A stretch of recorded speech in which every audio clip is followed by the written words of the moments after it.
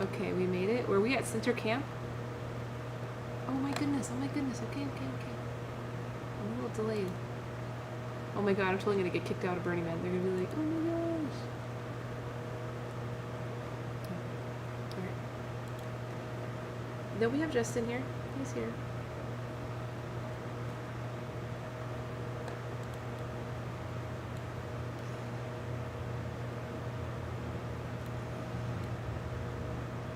Oh my god.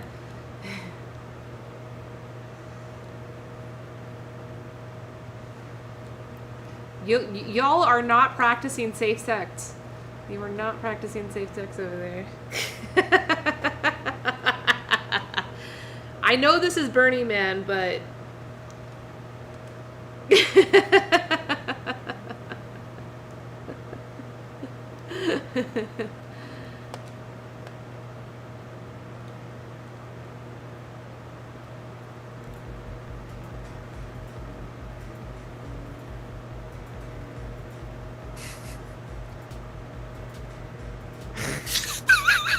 Okay, I think you need to clarify that that was from South Park because Is that a the new stream one? kicked on probably midway through and probably I only have to got the start latter watching that half show of that again. sentiment of like a pile of naked men. South Park episode. That's what we're discussing. Oh, yeah? Okay, let me break away from this so that I can still reconnect love with that Justin. show. I don't see where... No, I stopped following. How do we unfollow? Is there a no longer following? This is, yeah, it ended. Why are we... Oh, what? No, I'm separated. Oh my gosh, Burning Man is so confusing.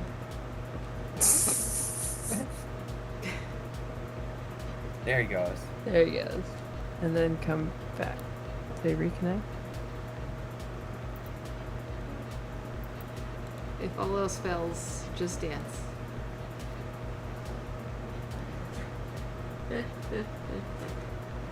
No? Y'all can see Justin, right? I cannot. Yeah, Okay, I see his maybe- little topi, but I don't see his camera view.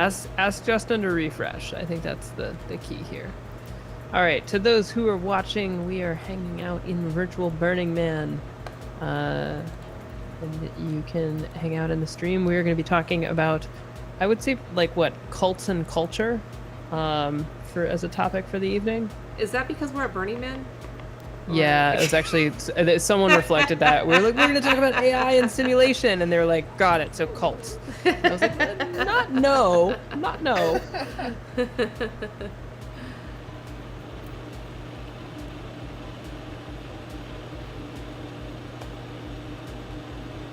I should have dressed up. I feel underdressed or overdressed.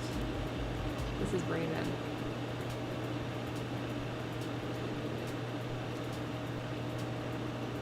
Cults, culture, naked pile of South Park men. These glasses. Is that what you're gonna call it? We are live. Oh, I should tell everybody that we're live. Oh, we got to tell it. Yeah, We're we're live. live. There we go. We're very much live all over the place. Broadcasting to 19 people on Reddit. Woo! Reddit! Please don't downvote us. All right, I think Justin's coming back in, so let's talk about cults and culture. Okay. Yay, there's Justin. There we go. Now I can do mine. Before it was just a lot laughing. I should have tried back. There we go. Yay, the family's back together. Or I should say the band's back together. That's what happened last time when that person was trolling Brian. Did you ever go and look at all the comments of that guy? I did.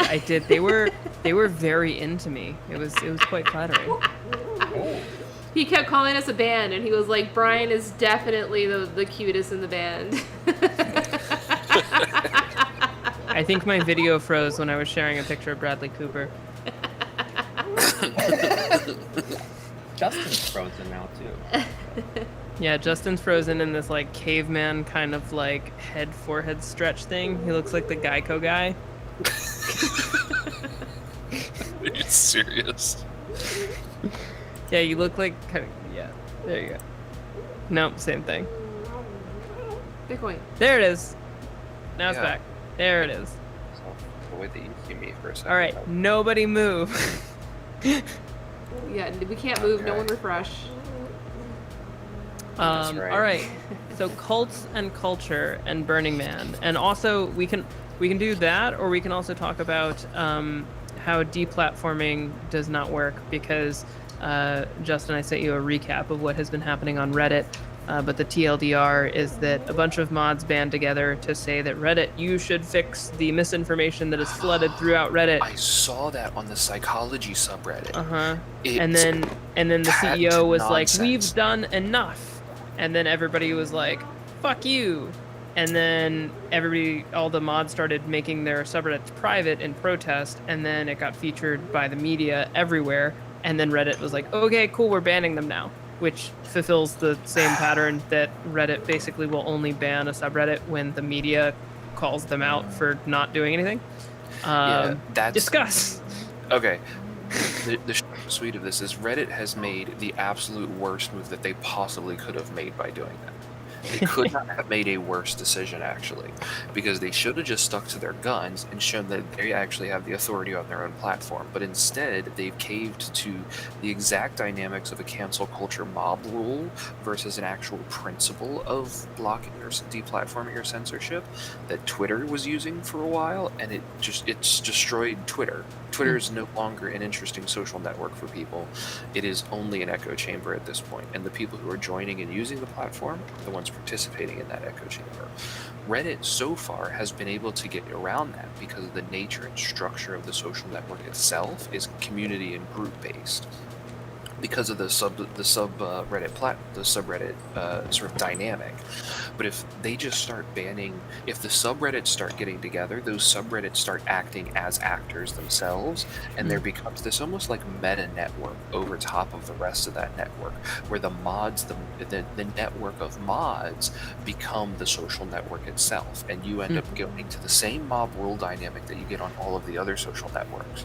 So their canceling of the misinformation, one, is a problem because instead of actually combating the misinformation, they're just shoving it under the rug. Those mods, and I will, we can record this and send it to them. Those mods did absolutely nothing to combat misinformation by pulling that nothing more than political stunt that they did. All they did was virtue signal and say, I don't like this, I don't like that, we're gonna move on. But the mods on Reddit they totally fucked up. And You it think the makes it mods worse fucked up, not the psychologically. admins?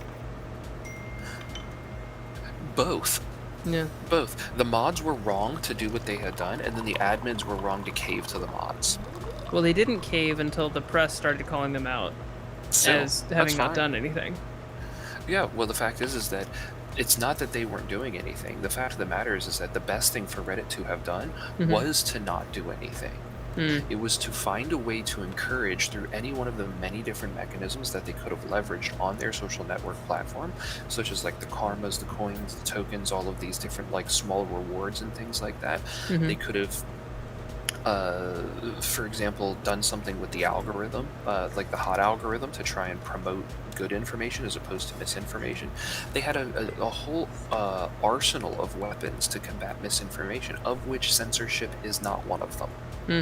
All they did is they're pushing these people into new subreddits where they're going to basically start creating a Hydra situation where if you cut the head off of that Hydra, instead of one platform for misinformation, where you can basically incentivize doctors to go in and engage in the conversation and actually start to make some movement on there, they're going to get rid of that, and then they're going to create a bunch of different subreddits, and they're going to go to other platforms that won't censor them. And this is something that I think that the big social networks need to realize, is that particularly after the nonsense that was shutting down Parler, which they never should have done for so many reasons, people are they're starting to build their own social networks, and these social networks, the future of social networks is going to be like Reddit.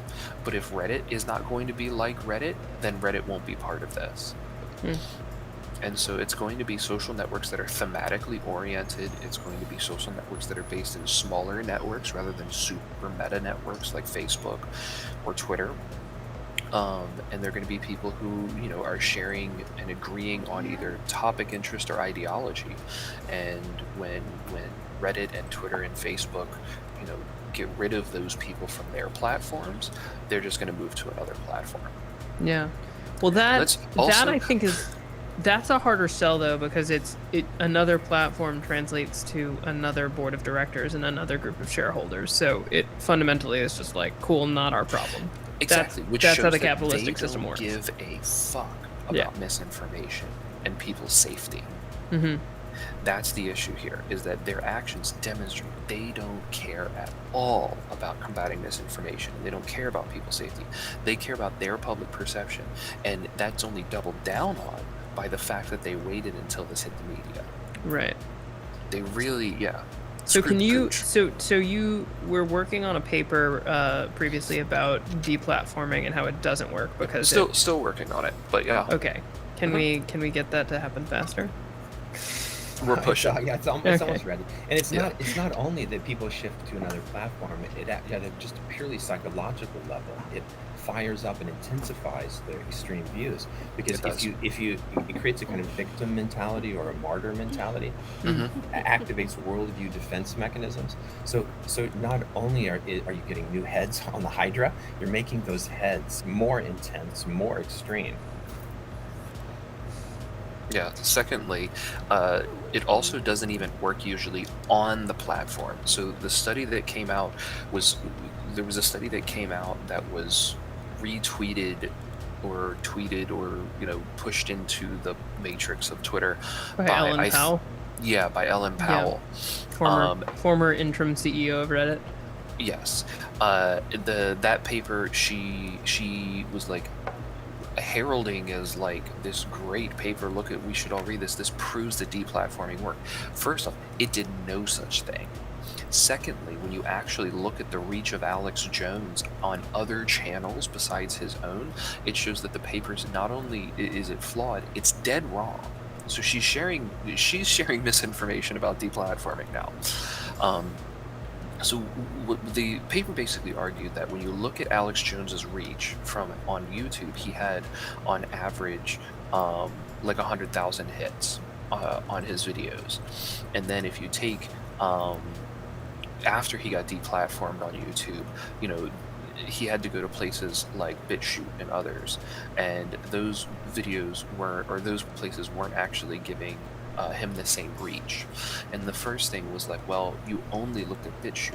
He's also on about 15 other platforms right now. And so when you look at all of those other platforms, you are still seeing that he has reach of, 100,000 more.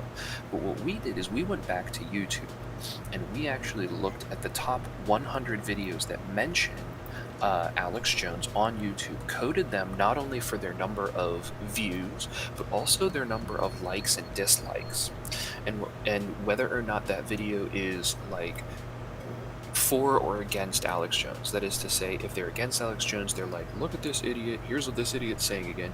And if they're for Alex Jones, they're either directly supporting him or they're showing a video of him, allowing him to kind of give his information without a lot of editorial, without modification or anything like that. They're just allowing him to use the platform. We also consider that for. And when you look at that, the videos that are for him have on average about 10 times the reach that Alex Jones had before he was deplatformed on YouTube. So his deplatforming has given him 10 times the power that he had before he was deplatformed. And these are just the videos that are for him. When you also look at the videos that are for him, they have significantly more likes. So it's not just that the people are engaging more with Alex Jones' material, they are engaging positively and they are supporting Alex Jones' material more than they were before. The only people that are getting more hits and more likes on things that are against him are things that are parodying him, not things that are actually trying to argue against his conspiracies. They're like putting him into like calls for raising a Skyrim army, or they're like redoing like the metal version of Alex Jones's rants. Like those are the things that are coming out that are getting hits that are against him, not actual debates about like, oh, maybe those, things are not, for some sort of FEMA New World Order revolution where they're going to kill everybody because of the Georgia Guidestones. This is like, those are not even things that are brought up. On those videos, you get more dislikes, a higher ratio of dislikes. And it's just like YouTube totally created a Hydra there, and even then within their own system, you see what's called the Streisand effect on social media. By saying don't look at this, more people look at it. Yeah. And that's the same thing that's going to be happening with Reddit. There's going to be people who've never used Reddit that are going to start using Reddit because they heard about this misinformation stuff in the media. Interesting. Yep, and you're likely going to see people coming, for example, from Facebook. Facebook's like handling of misinformation like has them at odds with the Biden administration at the moment. So talk a little bit about de-radicalization and kind of like how platforms should be approaching misinformation. Yeah, so one of the things that they should be approaching misinformation through is actually by not deplatforming. A lot of people are thinking, oh, we got rid of misinformation on our site, and therefore we're doing our part. And I think it gets back to the earlier dynamic that you mentioned. By doing your part, do you mean sweeping it under the rug so that you and your shareholders don't have to deal with it? Or are you actually trying to help for misinformation? Now, if we take the companies for their face value of what they're saying, right? It's that they actually care about misinformation. They say that this is a health risk. Their company doesn't have a health risk, right? Their company can't get COVID. We can get COVID, and they say they're trying to help us and help to protect us. So if that's actually their motivation, then they need to stop deplatforming people who are doing misinformation. It's not helping, and it's having the opposite effect. They need to start engaging with people who are promoting misinformation, not just like trying to shadow ban them, and not trying to just like say, oh, look at these idiots. They need to actually be engaged by people, because when you say, oh, look at these idiots, it's a dismissal. It's not actually an engagement. You can't change someone's mind by calling them an idiot. All they do is they go, yeah, well, that guy doesn't either. He doesn't understand me. He doesn't know what he's talking about. Or they start creating this victimhood conspiracy mentality that Laurent mentioned a second ago. And they use that to defend themselves against any cognitive dissonance that you could put towards them. So what we need to do is actually creating kinds of cognitive dissonance that are healthy and cause them to reflect on their own beliefs in light of certain amounts of certain evidence. Now, for each person, that evidence can be slightly different.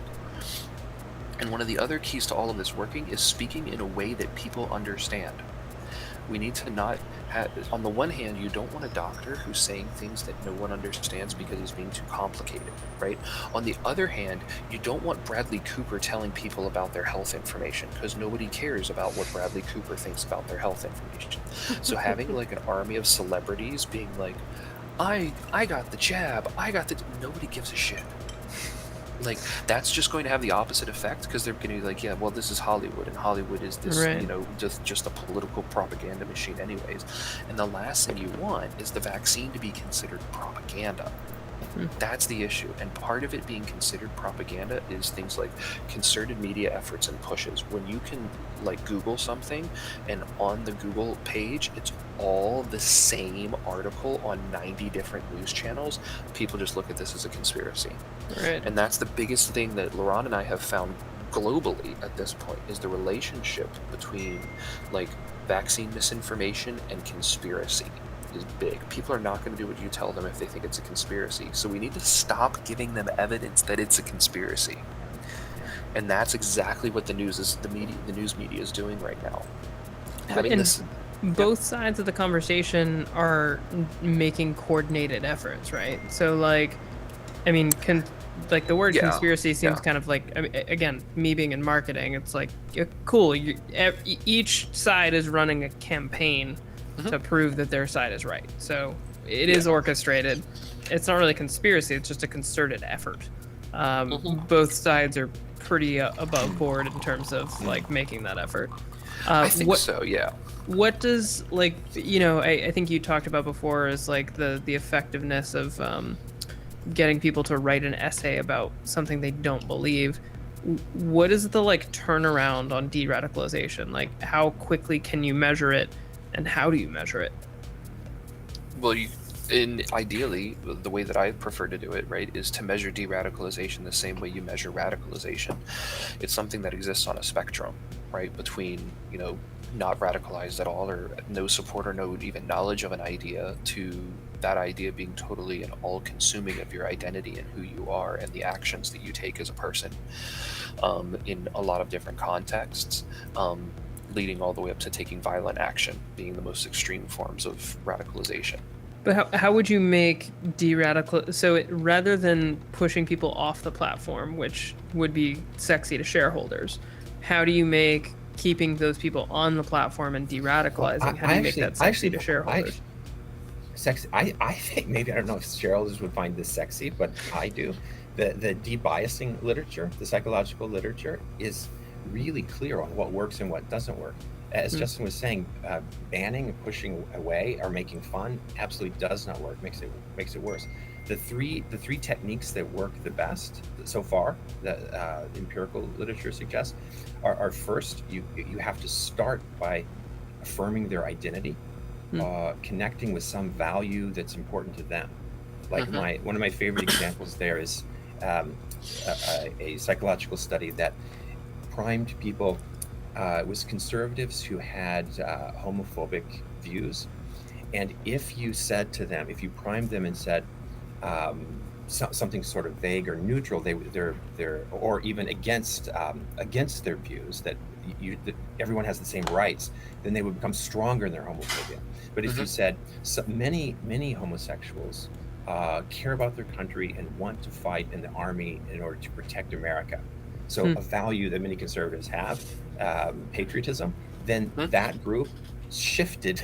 They were less homophobic, right? So connecting with something that's they identify, that's their value, helps. That's one.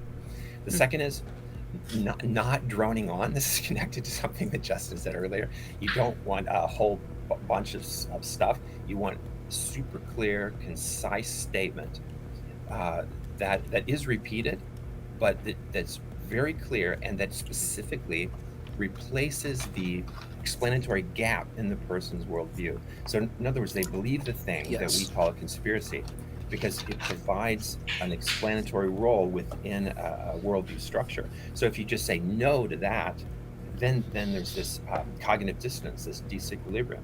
So you have to simply and quickly say, here's the information, and it helps explain this hole in your gap. And then the third is what's called pre-bunking or inoculation strategies. So here not vaccination though. No, not vaccination. But basically, when you introduce the idea, you explicitly, before you even start, you point out the role that biases play in the discussion. And if possible, even identify a specific concrete bias that plays a role in this discussion, because then people are primed to say, okay, I need to think about this a little more critically. Yeah, like for example, in the example of the vaccination literature, one of the key biases that I believe is really running the show at this point internationally is called the information availability bias. And this is a cognitive bias that we all have, that everyone is using constantly all the time. And it basically says that we are making decisions based on the information that we have available to us at any one point in time.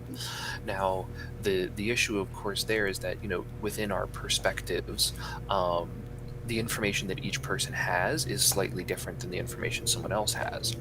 And we're working with the best information that we have. So if you show people who are doing something or have something happen to them constantly, you start to be biased towards the distribution or probability that is the truth. The media has been doing this for decades, right? What's the probability that you're going to get shot? It's very low, actually. What's the probability that anything interesting will happen to you at all today? Very, very low. But the media has this doom and gloom, hellfire and brimstone sort of approach to the world that every day has to be a new apocalypse, that is making it seem like people's lives are far more threatening and negative than they really are. The fact is that we live like people in American lower class, like not working class, lower class, live better today than most royals did a century ago. Hmm.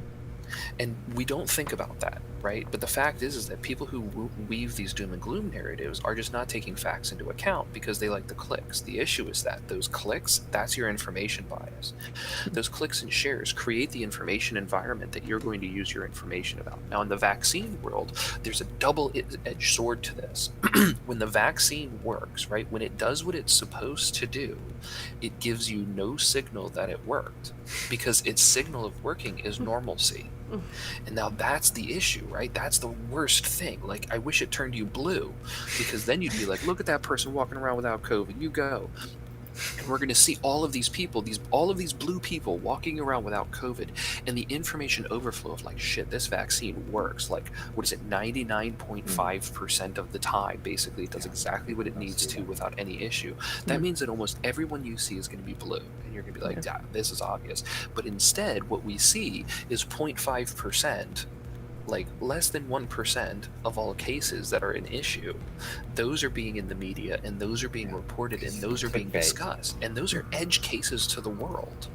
And instead, that's the information that's there, because no one's reporting on, oh, that guy's not coughing, because nobody cares.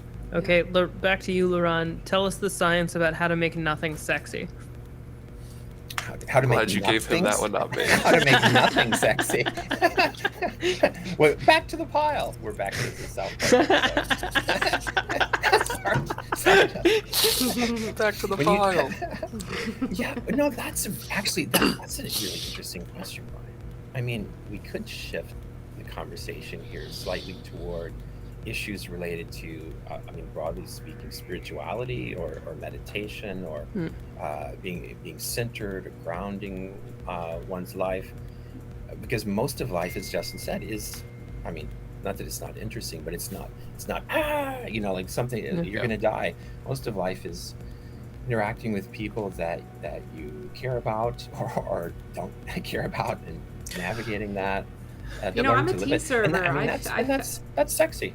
I feel like I'm an expert on making nothing sexy. That's all I do all day long, is serving tea. Through the concept of holding space, right? Holding space is actually a very active thing to do. That's very powerful, but essentially you're doing nothing.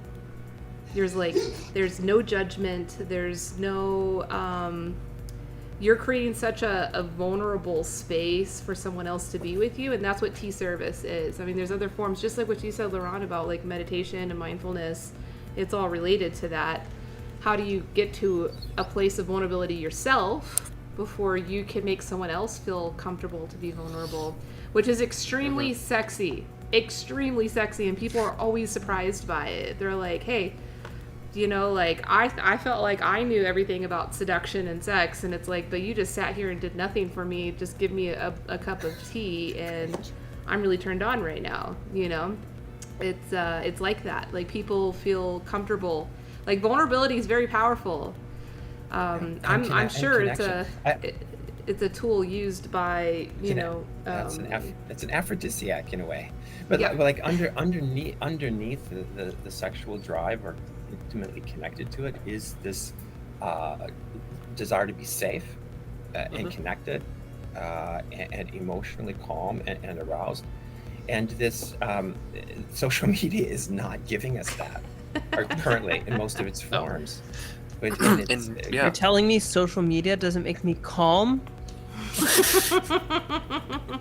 Or connected. It's a funny thing. I think it's almost ironic that we call it social media, because it actually is. It's a social. We should just call it byproduct media, because I like that. Yeah, because the entirety of how it operates is actually a lot like religion. It doesn't operate because it's using anything that we've evolved as humans to be positive in our life. It's actually just piggybacking on other things that we've evolved to do in the real world, right? Things like being socially networked, things like getting social affirmations from others, things like the need for connecting with others, and being in part of a group for safety and for our identities. We have all of these things that have evolved for very clear and very good reasons over the years. And a social, much like racism, co-op's part of that in the place where it does operate based on our evolved psychology, but it's manipulated it and triggered it in a different way that has written itself into a very negative part of our human history, particularly over the last like 300 or 400 years, because, it's, I say this, when people go to pick on Laurent's country there in Norway, when people go, oh, Norwegians aren't racist, I was like, Norwegians are nothing but white people. It's easy to not be racist when everyone's white as the snow that you live in.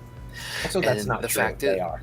yeah, right, yeah, that's also not true. They are.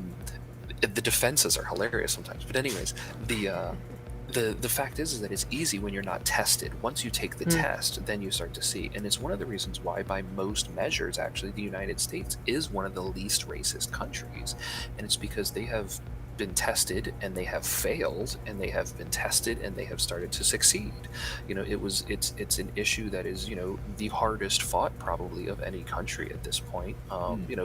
Britain also still struggling and still fighting, and in many ways still losing in comparison to the United States. In Europe, they don't have the same sort of test, particularly in Northern Europe, right? So it's easy to not be racist when you're never confronted with the issue.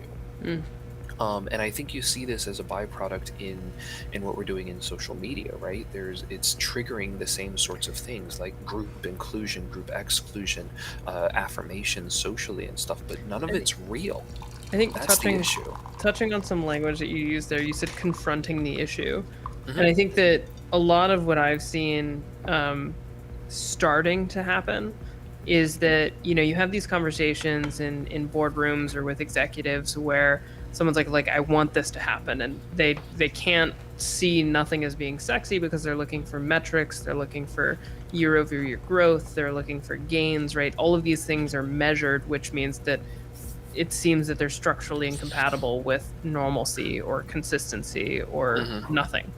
And so you talk about the words that you just used that I called out and then forgot, is making confronting. So confronting the issue that like year over year growth, for example, with Facebook, right? Like that is at a cost.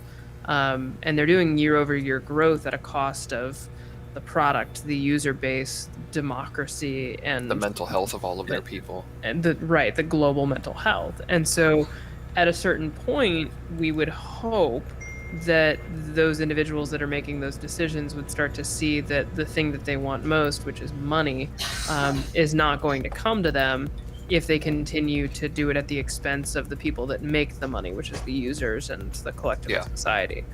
So I don't know, I would hope there was some magical way that we could help to facilitate or hasten that, but I'm afraid to ask the question that the answer might be no. I think, well, I mean, that's the issue is deeper than social media there too. A lot of the issue is that these, they come up all the time in the sustainability reports of companies. Sustainability and development goals, for example, they're noble causes in a lot of the cases, but it's mostly social signaling, like virtue signaling, for almost all of the companies that are doing it. I was part of a report for a company in heavy industry in the electric vehicle space where I was helping them to do sustainability reporting a while back. And they had never done a sustainability report, so it was nice to be able to kind of be on the ground and help them shape that to the extent to which they were willing to listen.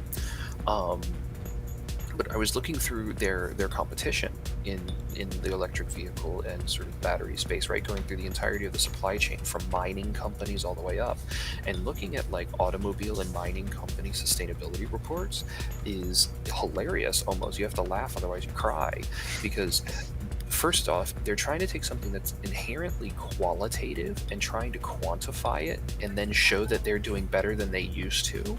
And the sleights of hand that some of these companies are using are embarrassing. Like being like, oh, we're going to be carbon neutral. And you're like, oh, that sounds great. And then there's like the asterisk. And then you look at the asterisk and it says, based on their 2015 like carbon outputs. And it's like, so you're going to you're going to take 30 years to go back to where you were 5 years ago. That's not how that year. It's like you keep using these words, but I don't think they mean what you think they mean. Like, and you see this constantly, like looking at the sustainability goals of a mining company and watch them report and try and do a dance like they are a sustainable industry. There is no such thing as a sustainable mine. Do we have to mine things? Yes, and it sucks, and we're gonna have to figure out how to do it better, but no one's in there. Like, seeing how they do this and then watch them not talk about child labor is just like, it's just like, look, you have to confront this. And you, But how do they confront it in the capitalistic society of shareholders and boards and like you? Here's the thing. It's not how do you confront it, it's when do you confront it. They will be confronted with it. This is the, like, the dirty coins of any economic system always have multiple sides, and capitalism has often been good at burying its issues at the expense of profit, but those they never stay down. They never stay down for a company. If you're doing something unsustainable, it will come back. It will come back to you, and it comes back to every country and every company. And so you confront it sooner rather than later, so that you get over it earlier in your business development. You get over it earlier, and you come up with the solution for the market, right? That's the ideal capitalist solution to the capitalist problem, is to bootstrap it, and you figure out what the problem is. Oh, you have an issue with our artisanal mines using and exploiting child labor. How do you do that? Well, they didn't really have a solution, and then they started using actually blockchain solutions to try and validate. Yep, they're using the blockchain now to validate the actual supply chain of cobalt, which is a very problematic rare earth material right now, because up to over 20% of it is mined in artisanal mines that have child labor in Africa. And all of this is coming from the Congo, which is one of the most socially unstable areas in the world. But the legislators globally that say that you need to regulate different materials give a little asterisk and say, except for these important materials. And cobalt is one of them. And so it's basically been, you don't have to do as much checking on cobalt because we need it, so we're willing to sacrifice child labor. And people couldn't do it, and then it came out, and it really, a lot of it had to do with heat that was given to Tesla. And it was like, well, you're using cobalt in your batteries and doing that. And then they were like, actually, we're not. We use a different kind of chemistry. We're not using cobalt like that in our batteries. And people went, oh, okay, well, who is? And they started searching, and places like CATL and LG Chem, those are massive cobalt producers or cobalt consumers. The issue, though, is that they are owned, like CATL is owned by the Chinese government, who controls 70% of that supply chain and is encouraging child labor. So, how do you deal with that? Well, the first thing is you can't wait for the Chinese to do that, because the only people who are going to exploit profit more than a capitalist company is going to be a communist government who requires it. And so looking for an open market solution where they can be held accountable, because you can't hold the Chinese government accountable, right? We've seen this over and over again. I mean, how many people do they need to genocide before we say enough is enough? And the answer apparently is greater than 5. So when it comes down to it, we need to find, we need to just pressure the companies that can be held accountable, and they're doing it. There's a German company now that has a blockchain solution where you can use smart contracts to basically track the entirety of the cobalt supply chain now, and you can ensure that it's there. They're doing checks. There are other groups, independent groups, that are doing checks, and you also have the trust of the full network in order to ensure if someone sees something negative that's happening, they can report it in, and it goes throughout the entirety of the blockchain, and that one artisanal mine can be cut off from the supply chain immediately. So it puts a pressure on people that's really healthy, I think, to make sure that that's what's going on. So with that example, you use blockchain to validate the entire supply chain, and then if there's an issue, then it corrects itself. Awesome. How is that a profit generator? So it avoids something that's negative, but we're back to this, how do we make nothing sexy? Yeah, so I mean, part of it is that on the one hand, it normalizes the behavior that should have been done all along. It also exposes, once you come up with a solution for a problem, people start going, wait, what problem?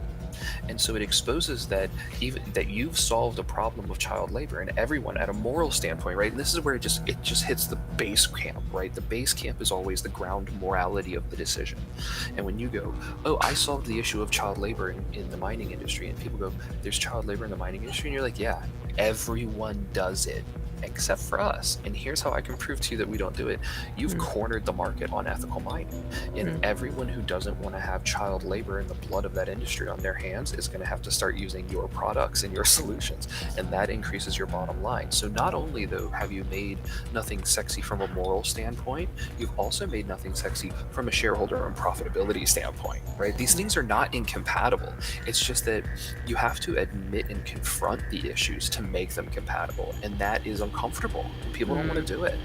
But once you get over that discomfort of like, yeah, we're kind of in a bad industry, then you can start to come up with solutions. And those solutions are better than any profit that you're ever going to have. I mean, in the very nature of an electric vehicle itself, the story of the electric vehicle shows that. I mean, everyone's like, oh, we need electric vehicles for environmental reasons. And that was like a sexy proposition. But nobody could really make it sexy until Tesla came along and just has destroyed the auto industry in the most profitable way ever. Tesla is worth more than any other car company right now. They don't sell that many cars. Right, like they have a higher market cap than like, what is it, like Toyota and GM combined. Yeah. They don't make a fraction of the cars that Toyota and GM do. They don't have a fraction of the infrastructure that Toyota and GM do. But people from a shareholder perspective are all in on Tesla. Yeah. Because they're solving a lot of those critical So problems. speaking of cults, Yeah, exactly. Back on topic. shout out to Tesla Motors and Real Tesla. Highly right. recommend both. Someone's like, hold up, is the virtual burn? This is the virtual burn. Yes, we're here. We're at Burning Man. I want to give a shout out to all the trolls in my Reddit stream right now. They're giving me a lot of entertainment. The internet would be nothing without the trolls. Hey, I'm right here. I don't like being talked about when I'm right here. That's right. That's right. Your fan came through, Brian. Your fan rolled through for a little bit. I don't know if they're still here, but I like that they follow you so that they can, I guess, listen to me or hear. Oh yeah, that's right. Because you enlarge my face, whereas I have it as like really small on my stream. Remember, because the last time we talked, I was flossing because I was like, oh, they can't see me. And then at the end of it, I realized that I'm like full screen on your stream. Oh my gosh. I love OBS. Spag for Spag, we're sorry that your bar couldn't make it to the playa this year, but if you drop into Topia, there's an infinite open bar in the digital playa. Oh, that sounds like an infinite hangover there. It does. Actually, yeah, I think it's right up here to the north. There's a little ice camp. Nice.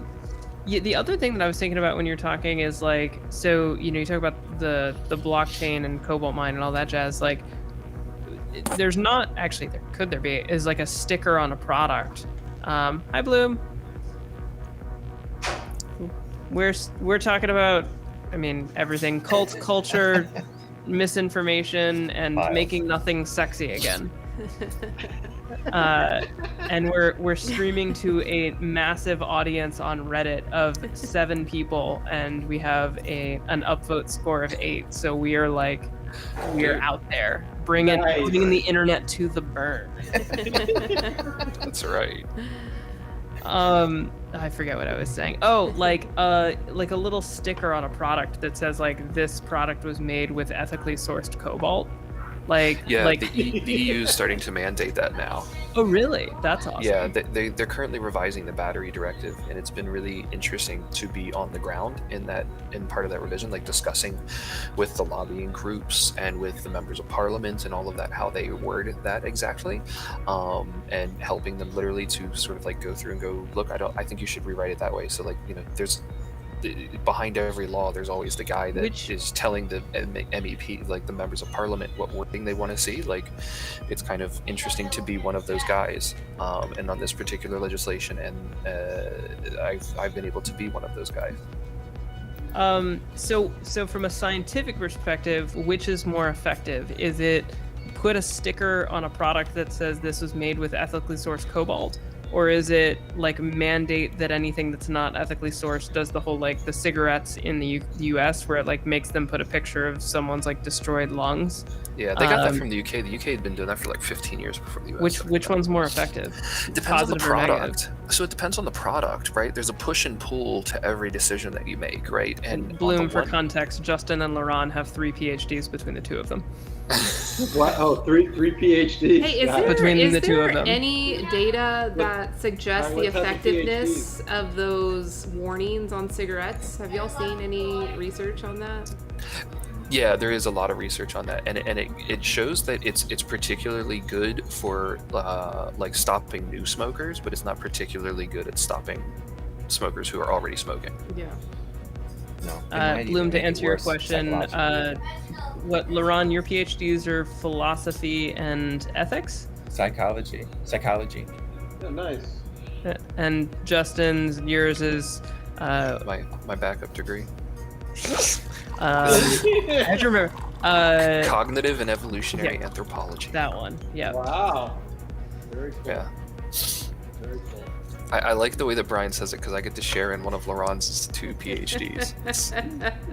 It's an ironic form of socialism I'm about that to I'm have a engaging PhD in. by marriage. That's true. I worked really hard for that. You'll be- And in fact, I'm working really hard for that right now while she's writing her thesis. Mr. and Dr. Is she going to take your last? Did she take your last name? She did take my last name, so there will be a Nice. Dr. Switchko. So you're Mr. and Dr. Switchko. Take Mr. and that Dr. gender equality. Mr. and Dr. Switchko, take that Justin gender said equality. take that gender equality. Hey, Scaldwell on Reddit says it's Mensa at its best. They can talk all day and never get anywhere. I mean, this is the kind of trolling that I'm dealing with. This is like an endless struggle. You're having fun talking about absolutely nothing. That's right. That's right. The difference between Mensa and academia is in academia you get paid to do nothing. Justin just said the difference between Oh, Mensa and snap. academia is that in academia you Oh, get paid to do snap. nothing. Yeah, actually, I. some of my Chantal just books goes, are I'm a on member nothing, of both. on non-being. That's right. That's right. So, but Brian, what were you asking about? Oh, the sticker. Which one works? Yeah. So it depends on the product. Which one works better? In some products, it makes more sense to try and create a barrier. In others, it makes more sense to try and create an incentive to use it. It also depends on how the product is actually being used, right? So in the case of batteries, the biggest issue with batteries right now is not your cell phone or whatever remote control you have. It's the electric vehicle industry itself, right? Because they are the major driver in exponential battery growth over the next 2 decades at least. Definitely of the next coming decade. And so you're never going to see the sticker on that battery cell because those battery cells are put into modules and those modules are put into packs, and then that pack is completely encapsulated, thrown on with the branding sticker of whatever car company it is, and then it's put in your car. So you actually I would be willing to bet 95% of all people with electric cars on the road right now have no idea if there's cobalt in that battery, because it could be an LCO or an LFP battery. Those don't have any cobalt, right?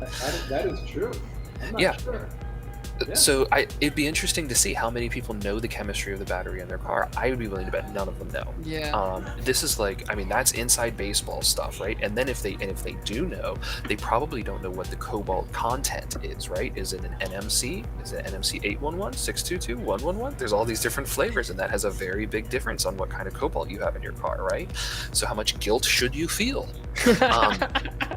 But so the fact is that you can sticker Can we it all make a day. guilt calculator based on the make and model? I think we should include automotives, because even with automotive, or we should include internal combustion engines too, because they're still greener even when you use the car, the electric vehicle. So make sure that the people still feel the guilt of burning fuel. And I think Bloom, I'm sorry if I'm ruining the good place for you, but this always brings me back to the good place where it's based on modern society, because there's so many things in a modern society to do wrong that no one actually ends up getting to the good place, because it's impossible to get there. Because if you buy your mom flowers, it's but were those flowers ethically sourced? Were they shipped with a shipping company that was using a renewable energy? It's just impossible to do anything that's a net positive. Yeah, It's one of those things that I think is kind of the curse of modern society in a way. It's the curse of a complex global supply chain, but it's definitely a solvable issue. It's just not an easily solvable issue. In Europe, what we're doing is Thanks for we're giving me hope. relabeling all of the batteries. Every battery cell produced in Europe is going to have a QR code, and you can scan that QR code, and it will have the information on the full life cycle of that battery all the way back to recycling. And that's kind of the best that they can do for that matter. The issue is that what they're going to do is they're going to start regulating the battery producers and saying, look, you have to produce a battery within these conditions, and you have to have your supply chain tracked all the way back to the initial extraction of material. And that was one of the big things that people are fighting against, because one, it's hard, and if it's hard, it's costly. If it's costly, that's your profit, right? The other thing is that they don't want to know in some cases. I mean, thankfully, the people that I was hired by to work on this in the battery industry, they did want to know. They were like, no, 100%, we're into this. And they were like, we're going to have our own recycling in it. They're going to profit from recycling, right? So they were like, let's get in on this and let's go all in, and let's try and make really green, really ethical batteries. Let's only use cobalt sourced from Europe, right? So urban mine as much of the cobalt as possible. So they were into all of it. But a lot of the people that were also at the table from other companies, man, they were kicking and screaming about this. Even things like, oh, we want to have a minimum 6% recycled material in all of the cells. They were like, 6%? Where are we going to find all these batteries? I was like, throw a stick in Norway and you're going to hit an electric vehicle. That's where you find it. You recycle the batteries that are there. Batteries, exactly. And it's like, it's not hard. It's actually one of the biggest issues in recycling, or the biggest issues in the electric vehicle industry right now, is that these batteries have now been in the cars for 8 to 10 years, which means they need to come out. And we have no idea what we're going to do with all these batteries. And some people are like, oh, we need to do second life storage, right? We need to create like places for backing up solar panels, for backing up wind farms and all of this stuff. And it's like, well, how are you going to do that with all these different kinds of cells? You can't like start throwing AA, AAAs, and like, your car batteries into like a box and being like, it's gonna power the moon. Like, that's not how this is gonna work, right? These are very formidable engineering problems that no one thought about, because they were like, let's just sell the EV. And now that key thing comes out, they're like, we don't know what to do about it. And it's like, okay. And then you go in and you start talking to like people at universities, and the university people are like, oh, look, I can extract the lithium at this, that, and the other. And it's like, cool. When I do this at tens of thousands of tons a year in like a factory setting, how much does it cost? And they're like, 3 times more than just getting lithium out of the ground. And it's like, that's not the answer we need. That's not the answer we need. And then you look at it and you go, how much is cobalt? It's like $10,000 a ton. And they're like, now we're talking. And cobalt's actually 30,000 a ton. Nickel is more like 10,000 a ton. And so all of the recycling efforts right now for battery materials are looking at cobalt and nickel. How hard is it to recycle a battery? Like is it, presumably it's toxic, presumably it's hazardous, and presumably it's difficult to automate. Depends on how you do it. There's 2 ways of doing it. One is you melt it down and you take the materials out, but it destroys key things for lithium-ion batteries, such as lithium, or you use Hydra metallurgical processing. And basically it's chemical leaching of all the materials, and that gets you like super pure stuff. And so that's like guys, the hot stuff. I have to, sorry to leave. I have to go to get ready for another meeting, but this was great fun. Meeting? We're at Burning Man, Laurent. Yeah, we're at Burning Man. Oh, There's I no meant work at Burning Man. Get on your bike and ride away. We love you. Come back in 2 weeks. Back to the pile. I would say this is a lot of fun too, but I have to go visit some more of different places in Burning Man. It's kind of my job, so. Go for it. Job. Oh, Yeah. It's your job. Are you Okay, journalists? Or what's going on? No, I'm not a journalist. I work for Burning Man, so it's kind of something Very that cool. I do. I'm Very responsible cool. for it, so. Cool, Bloom. Well, Well, that's hey, a thanks good for... job to have. Go Right? back and do your job in this area later. I thought you guys were excellent. This was one of the most interesting conversations I've had all day. Awesome. Everything technology. Started at misinformation. Now we're at batteries. I'm not going to say I ended. even went to go see what my battery was made of, and I can't seem to find it. At least not very quickly. What kind of car is it? A Chevy Volt. I think the Chevy Volt is using an old NMC. It's a 111. Probably. So it has a lot of cobalt in it. You should have It's at a least third 9 cobalt. levels of guilt. Yeah, right. Yes, yeah. You get 7. I will have guilt, but it doesn't cost me anything to drive it, so it's great. That's All right. That's right. The carbon credits balance it out. Right, for like 70,000 miles, I think I put maybe 100 gallons of gas in it over 70,000 miles. Dude, that's Wow. great. I love it. Wow. Maybe 100 gallons. I don't even think that much. So, I Chevy. all love right. it. Night all. Thanks Bye, for stopping Bloom. See ya. Bye. in. Spag for Spag says doesn't destroy the lithium. I'm not sure if they're talking about burning it or just in general. but- So it destroys it in the sense of recycling. If he's talking about pyrometallurgical recycling, it's not that it's like poof destroyed like in the sense of physics, but it's basically returned as slag in the process. So it's put into asphalt in the roads mostly. It's a byproduct of the process. It's not actually usable for future batteries when you're using pyrometallurgical recycling. Hydrometallurgical you can. Their Well, newer process. First it's of all, not as I didn't know refined, that but you had yeah. worked with an EV company, and secondly, the fact that Yeah, you I've know had a this much major about. I've had an EV client for like almost, it's going on 2 years now. That I was doing like business development consulting with them First, and that there's a sort of stuff. 40-minute tangent on corn syrup, and now we're just all in EVs. Yeah. Y'all don't Yeah, it's even like know what I got going on in my chat over here. I'm about to crack up. It's pretty funny. But hey, I wanted to contribute something to this conversation and kind of take it into a new turn, if y'all don't mind, a couple more minutes. Go Cool. for it. Yeah. I've So got yeah, a- we're talking about sustainability in business, and like that's all of my life, you know. And it ultimately always comes down to, as Justin has said, like once it hits their bottom line, like once their bad decisions and externalized costs finally come back to them, is when you start seeing like drastic change, like that they want the change because it's affecting their bottom line at that point. Something's happening with the pandemic that is affecting the bottom line like really bad right now, and I don't know why the media is not covering it more. I have a feeling it has more to do with like keeping public fear down so it doesn't affect the markets. But all this like container shortage in China and sea shipments being delayed and costing like multiples more, like I'm not even talking about 2 or 3 times more, we're talking about like 10 times more to ship. And so like the cost of logistics is becoming even higher than the cost of the commodity that's being traded, and a lot of companies are just like sucking up the losses, thinking that this is just a temporary problem and that they'll like readjust when everything goes back, but it's not going to go back. So yeah, I don't know, Justin, if you've been hearing about this stuff and kind of been hearing some word in the industry or, you know, business leaders of what, because basically what it's going to do is it's going to kind of even the playing field between, you know, the costlier options, and then the commodity options that we always went for because they were cheaper are not going to be so cheaper anymore. You know, that's kind of what I've been thinking about it. Yeah, it's interesting. I first came across this initially due to supply chain shortages, particularly in like heavy metals like steel and stuff like that, and having people who needed steel and were like, yeah, sorry, we can't make these things because we don't have it, it's not coming from China.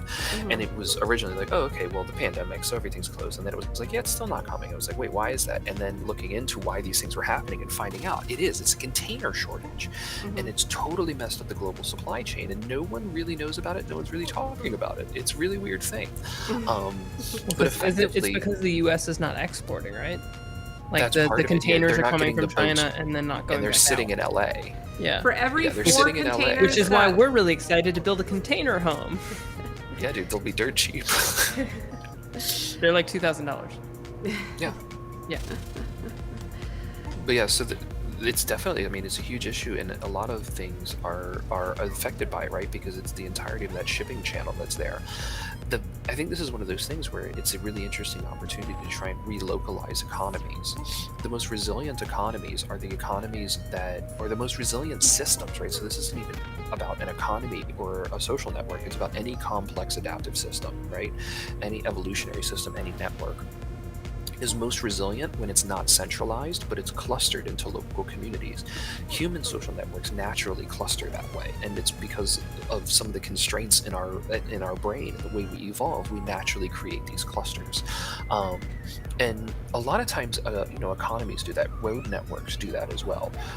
The size of cities, they all show these sort of scale-free distributions that are, indicative of these sorts of networks that have these localized clusters. Now, the economy has largely been centralizing around China as a supply chain provider, and it's been because of somewhere on the spectrum of cheap labor to slave labor for many decades.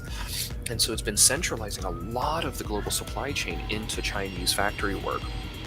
But with this issue, one, because of the pandemic and the shutdown, two, because of the container supply issue, which means that even if the node is active again, right, the Chinese node is active post-pandemic, the links that node have are not active because they don't have the containers to ship them out, which means you need to find other things. And the first thing that you're going to start doing is looking at the other links in your network that you have as a business, right? And you're going to start seeing, where can I get this product that I need? And you're going to start looking a little bit more locally in a lot of cases. And I think that there's a lot of instances where it's now going to shift the economics from labor exploitation in China, allowing for cheap goods, to the cheap goods not being so financially cheap numerically, but the cheaper goods actually being the ones that are probably more locally sourced. Part of that too is that people don't understand that when money goes to a company, that company also then spends that money. People tend to view businesses as money sinks, where they just get the money and they sit on fat stacks of cash forever. And it's like, anyone who runs a business knows that ain't the truth. There's very little money in business most of the time, but you're respending it. You're using it to buy new product. You're using it to upgrade something. You're using it to pay employees. Those employees that are going out to eat, and they're going out and they're spending things. But when they do that, they're doing that locally.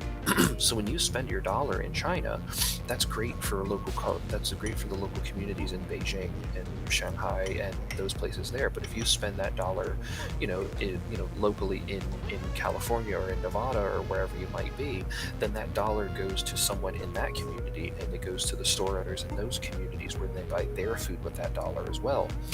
And so I think people they underestimate the downstream effects of buying and purchasing local goods as much as possible.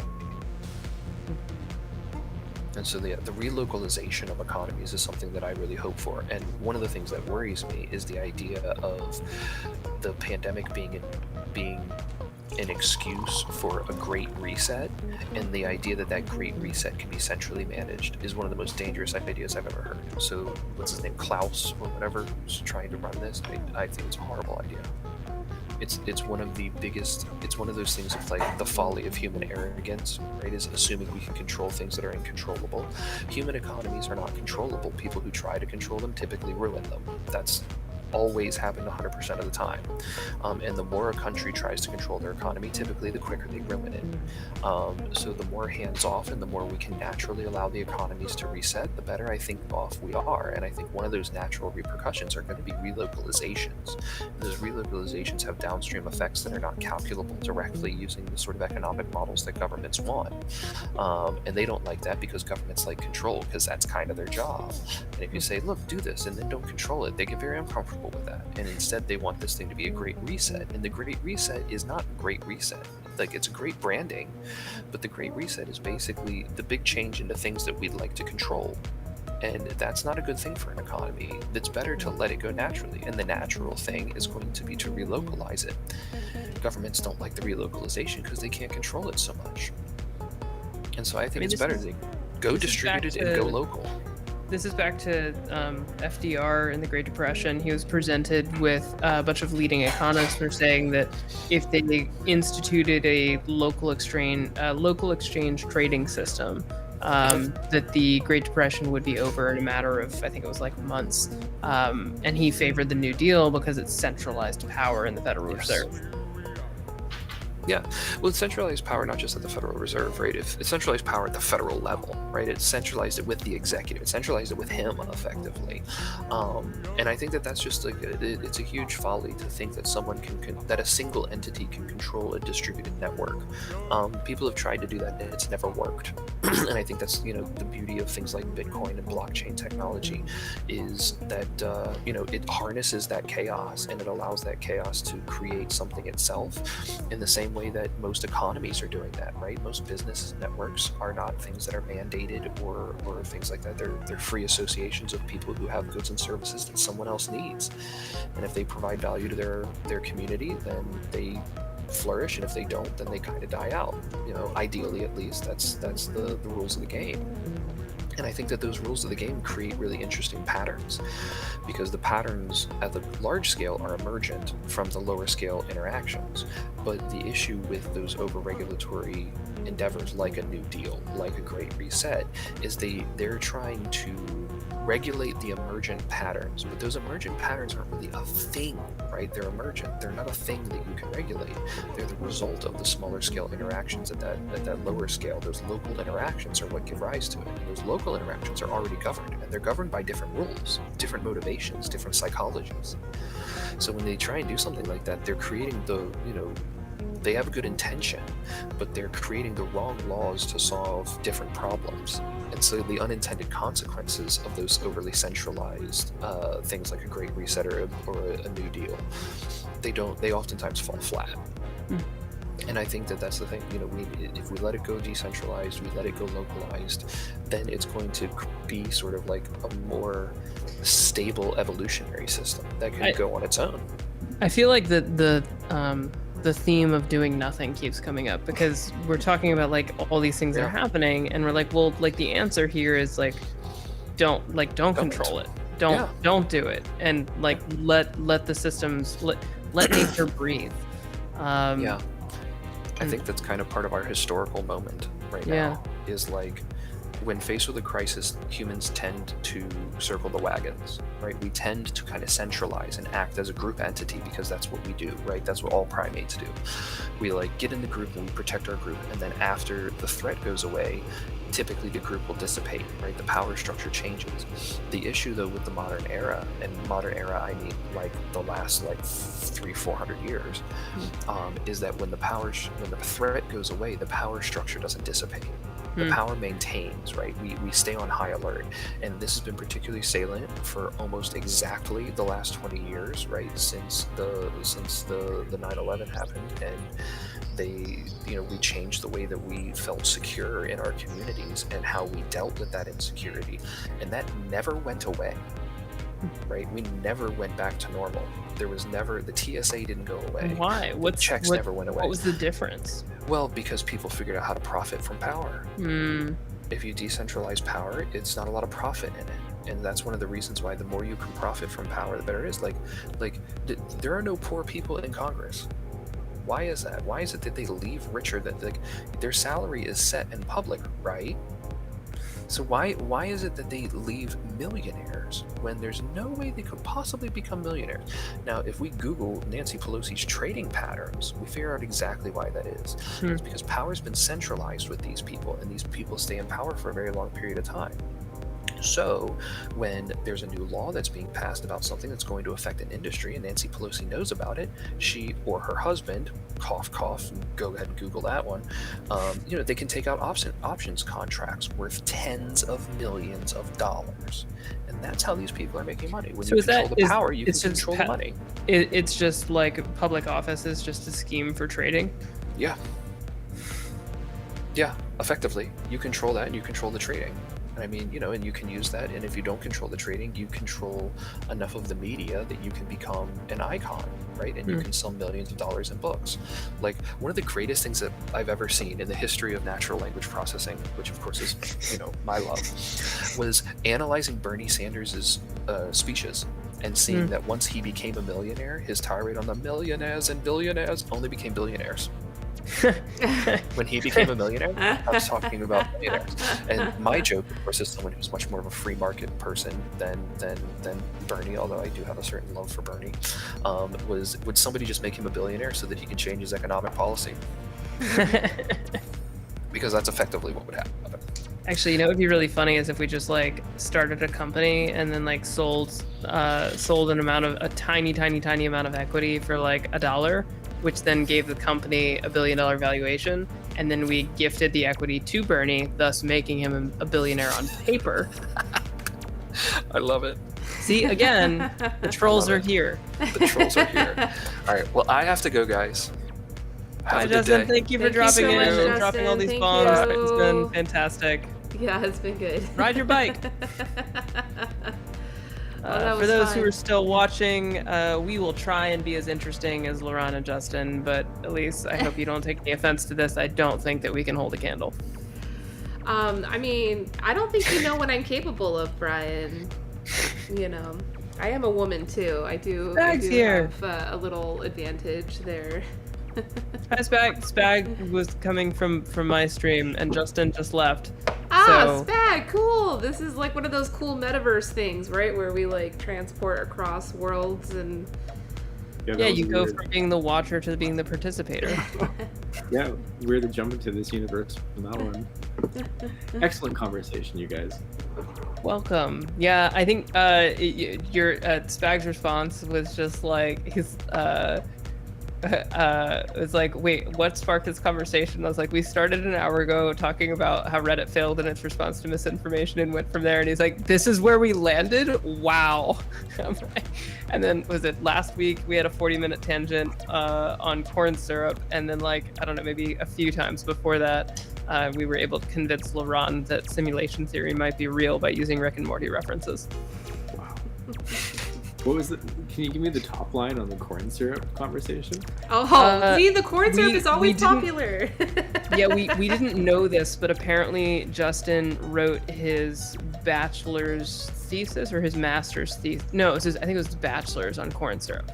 And we tripped into the conversation. I think forget it's my what fault. started it. I always bring it up because I'm a food scientist and I'm like very anti-corn industry, specifically high fructose corn syrup. But yeah, I brought it up. I always bring it up. And we were unaware that Justin had written a thesis on the matter, so he was very informed.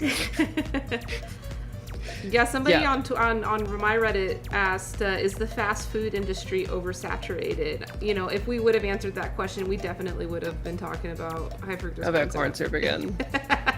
Yeah, with Justin, like, I mean, both Justin and Laurent, they like the projects that they work on and the scope of research that they read and do is just so expansive, and you like feel both like intellectually stimulated and then at the same time like existentially overdrawn, and then you're laughing because like if you weren't laughing you would cry.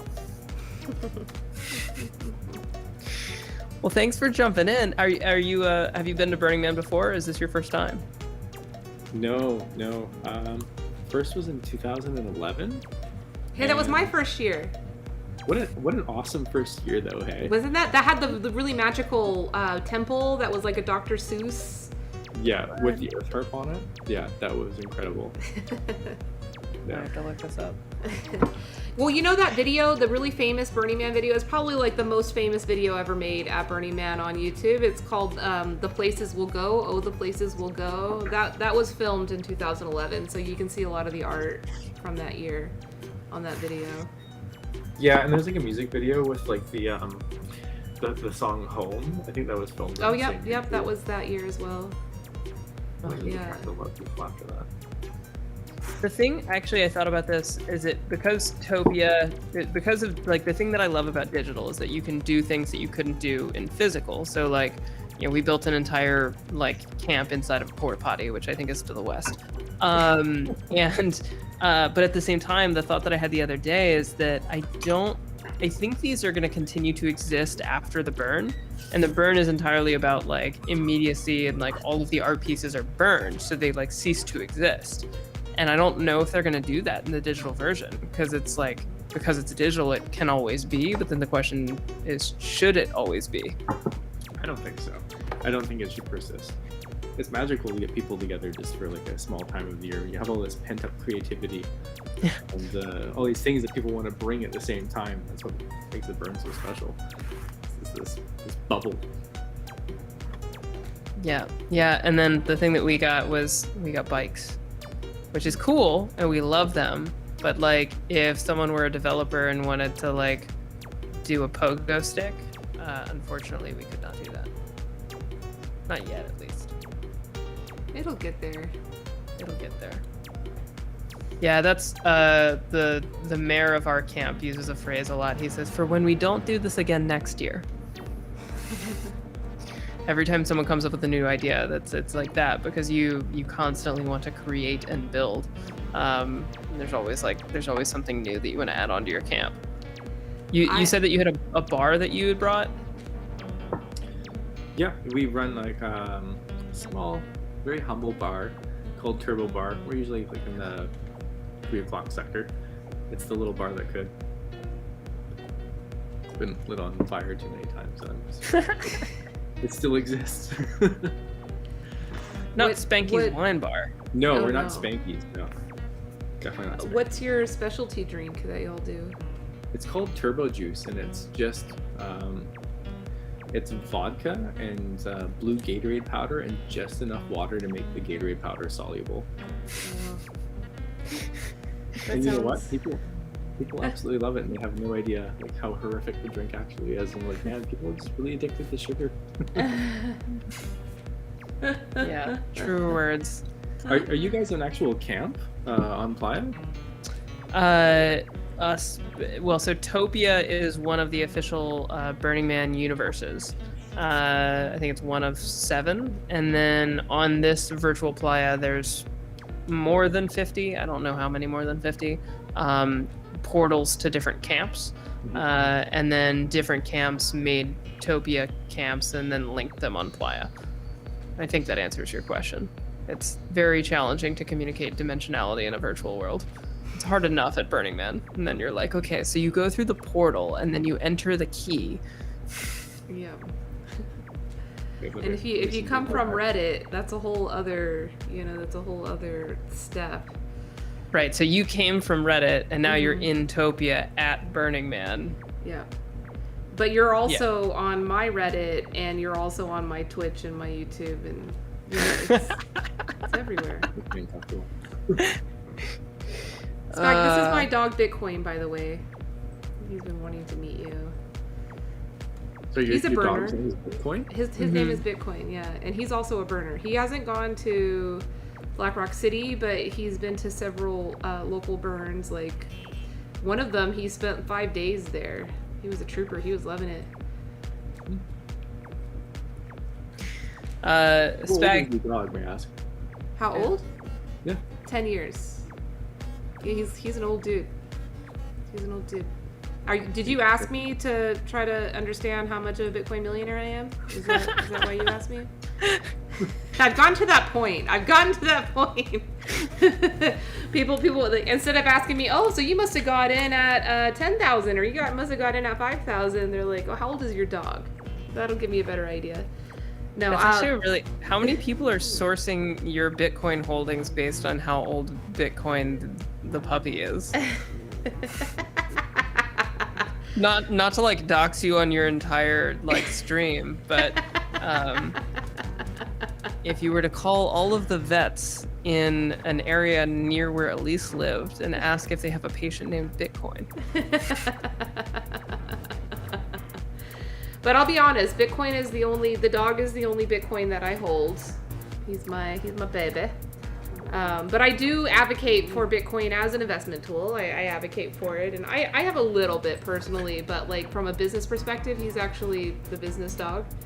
But we are one of the first Bitcoin merchants in the world, and we launched the world's first altcoin payment processor. But I'm just a humble tea company. That's all I do. I do tea. But we move all of our money internationally with cryptocurrency. So I've never bought a Bitcoin, but I've sold over 250 of them. That gives you a reference of how long I've been in the game. It gives Great reference, and then also zero reference whatsoever.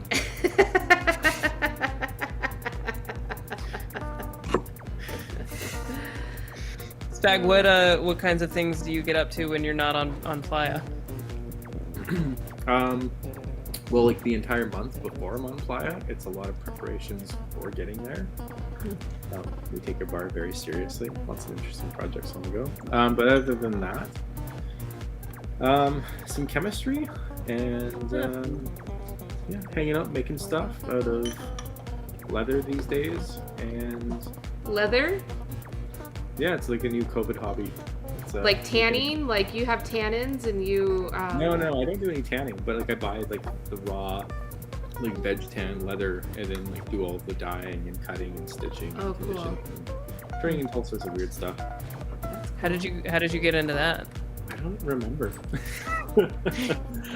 Maybe like a night of drinking and YouTubing and be like, oh it's like really like aesthetically pleasing watching this person do this, and then an Amazon order later, and then this leather show up at my door, and boom, hobby. My wife is finishing her PhD in human genetics, and I, at the beginning of quarantine, she was like, I think I want to make bread, as everybody else, and she couldn't find a starter.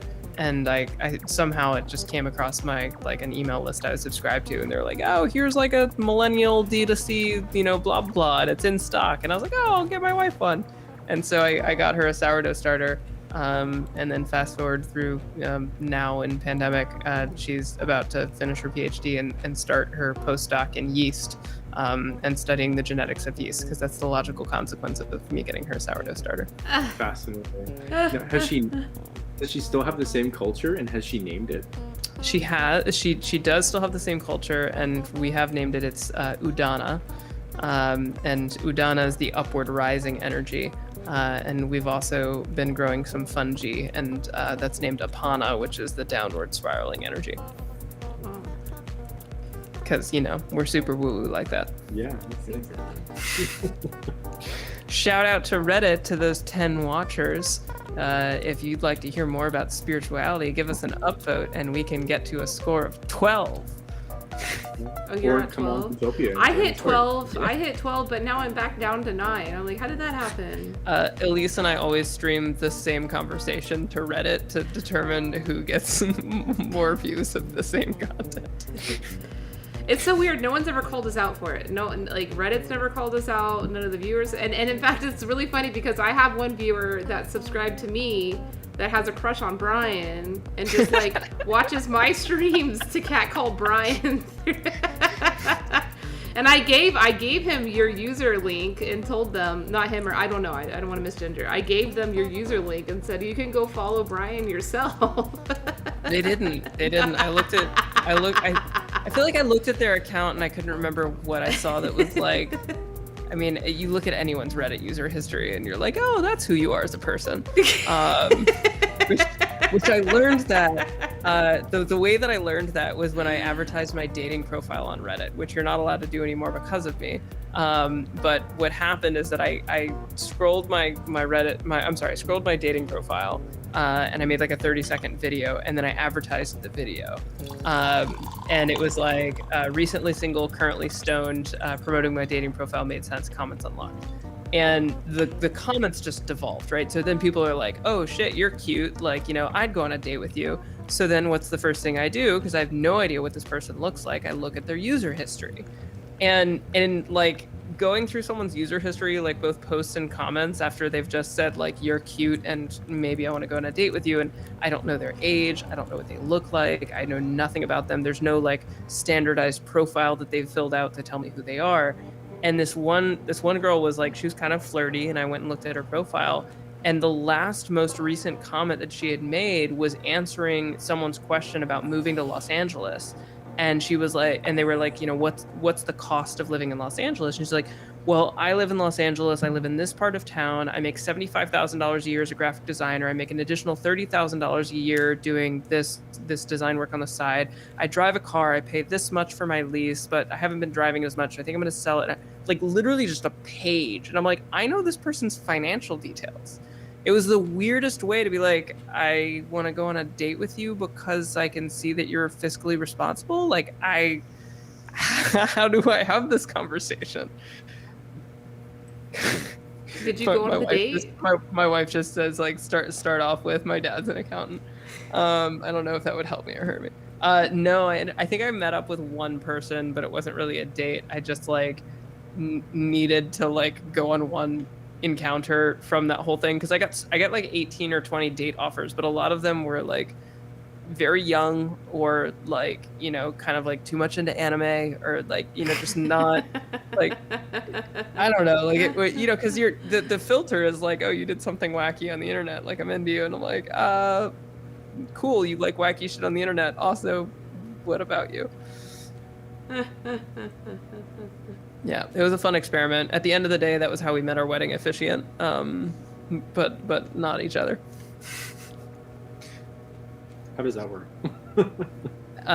So Reddit found out that I had promoted that ad, and then there was an internal message in the Slack that was like in like Reddit's internal Slack being like, what do we do about this? Is this allowed? And then the person that was being asked was the head of brand strategy, and he's like, no, that's not allowed. Reached out to me on LinkedIn and is like, so hi, we should talk. And then basically like they disapproved my ad after it had been running for like 10 days, changed their terms of service, and then he reached out to me to like just get in touch, and then we became good friends, and then he ultimately officiated our wedding. Yeah, I'll send you our wedding video. It's really funny because he talks about it at the beginning of it. Cool. Hey, Spag, where do you go to the playa from? Are you like California, or you come from other part of the country? Oh, if you had to guess from my accent, what would you guess? Really? You're gonna play this with me because Yeah. I'm not good. Can you talk some more? Can you just talk? Hey, well, if you want me to talk some more, you have to ask me some generic questions just so you can get like. How much would Woodchuck chuck with? About 64. A boat? I really want to say Toronto. It depends how much he can fit in his car. I really want to. I'm like getting Canadian vibes, and I feel like that's unreasonable because you're telling me that you're going to Burning Man, but I'm really getting that. But like Vancouver is not that far. But I don't know anything about. Oh, you're getting warm. You're getting very warm. But Yeah. have you been on Reddit? Is that what you're doing? Okay, which country are you in? Are you Yeah, United Canada. States? Like, or that's why I said state. I No, said you're California. I was. It's Victoria, British Columbia. Okay. Oh! Cool. Yay! Brian wins. Do I win another? I didn't, upvote? you know, Spag, I didn't hear you say sorry at all, so that's why I didn't. Yeah, I that's wasn't okay. tipped Sorry off you didn't say immediately.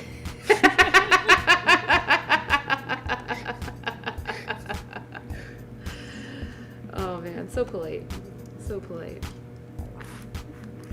Oh, this is cool. Say so, Spag, you just met Brian through his stream just now, or had you I been don't know following how I- Brian? I was doing the whole flippy thing down through the live streams, and I'm like, Yep. hey, I know this. This is like a shade structure. And You recognize must the be burning shade it. structure. Oh, that's so funny. You knew that this was That's Center Camp. amazing. That Yeah, we were having an intellectual talk in Center Camp. Typical Burning Man shit. Oh, are we in center camp right now? We Yeah. are. I've never been to center camp. Well, Now here, you here have. you For are. 10 years, I've never been to center camp. Actually, I gotta- now that I have to- I've to only walk been around. to Center Camp in this environment.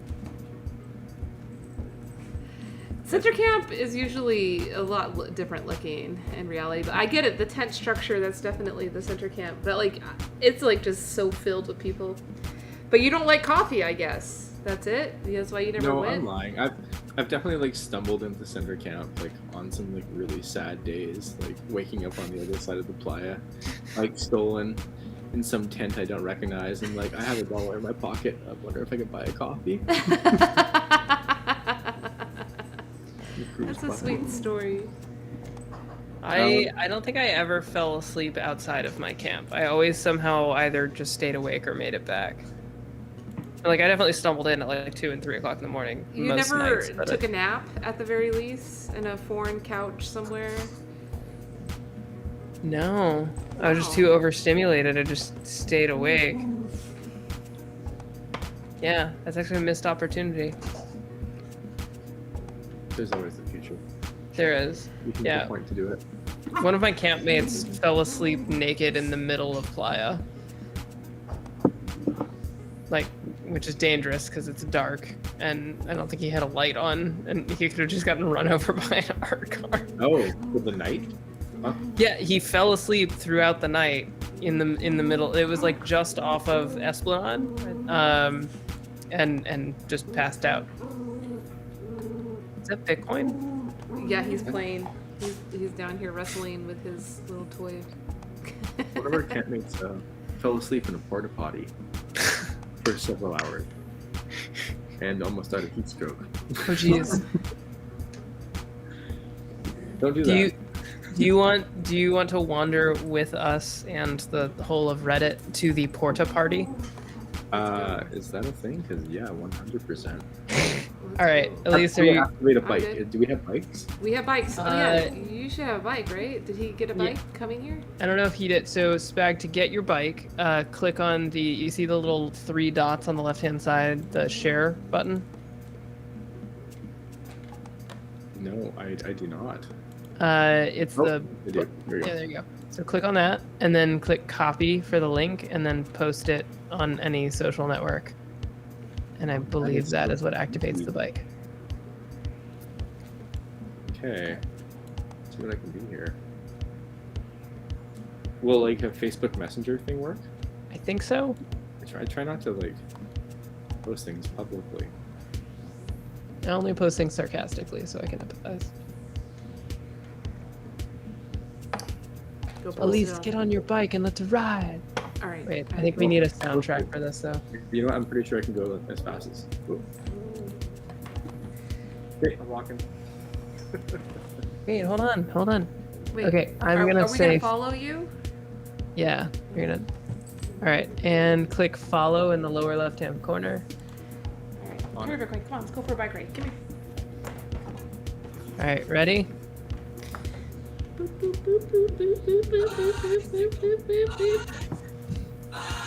Oh man, this is. Oh. Bicycle, bicycle, bicycle. I want to ride my bicycle. I want to ride my bike.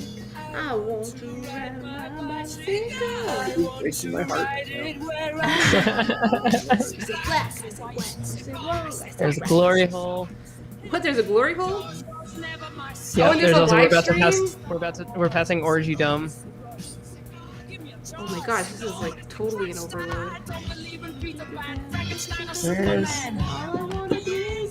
Alright, now I'm actually kind of lost. Okay, there it is. Wait, have y'all ever gone to the Orgy Dome before? In real life? Release.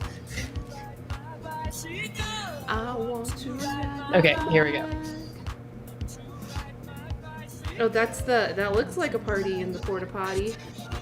Alright, so you see the beams coming from the porta potty? I do. Alright, click on the porta potty. Party.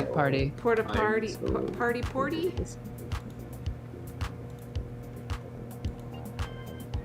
Okay. Portal Oh, to the quick. party. We're at Burning Man, everyone. Oh, waiting for it to load.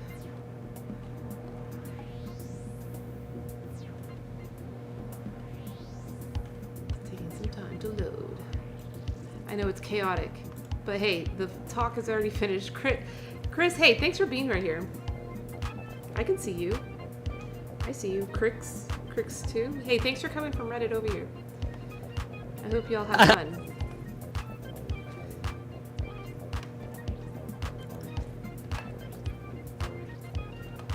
Alright, I'm just gonna turn these guys off. I'm gonna wait for them to load what? We are partying in a toilet now. I should put the Are you stuck? Swim to the left. what the heck? This is it. Okay, I gotta follow this thing. I got my own jams going on.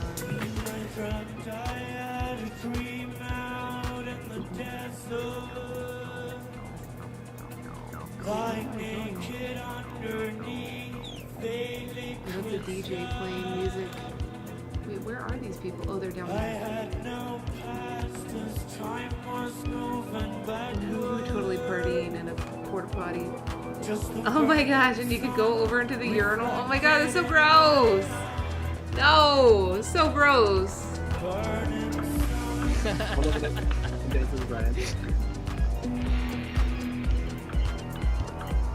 People on Reddit are like, what is happening right now? All right, let's go to the dance floor. Let's go down the ladder. Oh my god. What? Do you think that this is shitty conversation? This upstairs one? Do you think this is a crappy conversation? Alright, I'm falling behind the party. I gotta get in. Over here. Oh, there's a dance floor? Right next to all the urinal cakes?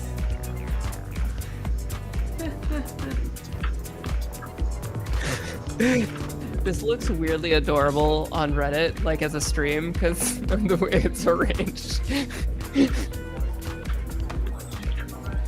big thing. Yep, so this is the porta party. It goes anywhere in Topia, and you just come in and boom, Lion Warrior. Oh, so You yeah, said that this you is... would think about how to build that. Are you part of the developer for Topia? Not developer for Topia, but smoked a joint and was like, you know what? We need a Vegas pool party club inside of a porta potty on the playa, and then our illustration team went for it. We're an Topia agency, so Burning Man is just like justification to be like, look at all the stuff that we can do. And so we also built the trash fence. Daft Punk is playing there. Wow. I swear, I'm not kidding. They are actively playing this year. Actually, I probably, hold on, I can drop, I need to drop a portal to Daft Punk here. Wait, Daft Punk is playing at Burning Man?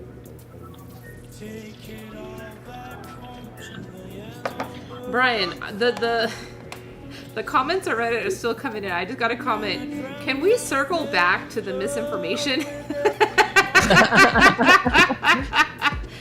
That's a commitment, this upstairs. And you know what? This upstairs one, when he hopped in hot with the trolling. He hopped in real hot. And now he's invested. He's like, oh, I didn't mean to troll y'all. I'm invested now. Y'all are cool. Okay, let's just, if you want, we can go click on the Daft Punk helmet and we will portal to the trash fence. Wait, is this Burning Man the live feed? Like that's how much people are out dancing, partying right now? No, that I think it was to a 2018 Mayan Warrior okay. set. That's the beautiful thing about Topia is it doesn't need to be live. Actually, okay. I think I'm gonna do that for my next stream tomorrow. I think I'm just gonna come into the porta party and like not even be on stream. I'm just gonna put like a Toby here and then just play the whole set and see what happens. Actually, I wonder if I could do that on Artist Studio and not get banned. It's a big maybe. Possible. You can always try it out. You know, all they can do is kick you out, right? Yep. And you know what's gonna happen if they ban me? Then I'm gonna feel personally violated, and I'm gonna come back and create 50 new accounts. That's how you roll. No, I'm too lazy to do that. All right, should we go to the trash fence? Yeah. Oh, okay. I see the Daft Punk thing. I'll see you over there. Ready, Spag? That's cool. All right, we're going to Daft Punk. I gotta put my groovy music back on. I've been liking this. This was a nice.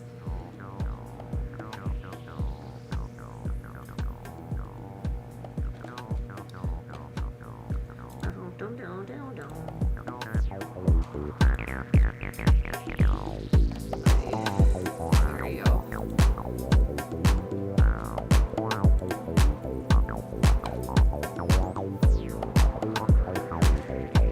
Oh, we're at the trash fence now.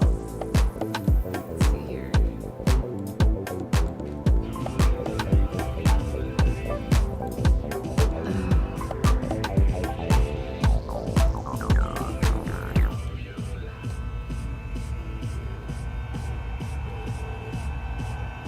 guess like it just plays Daft Punk everywhere that you go.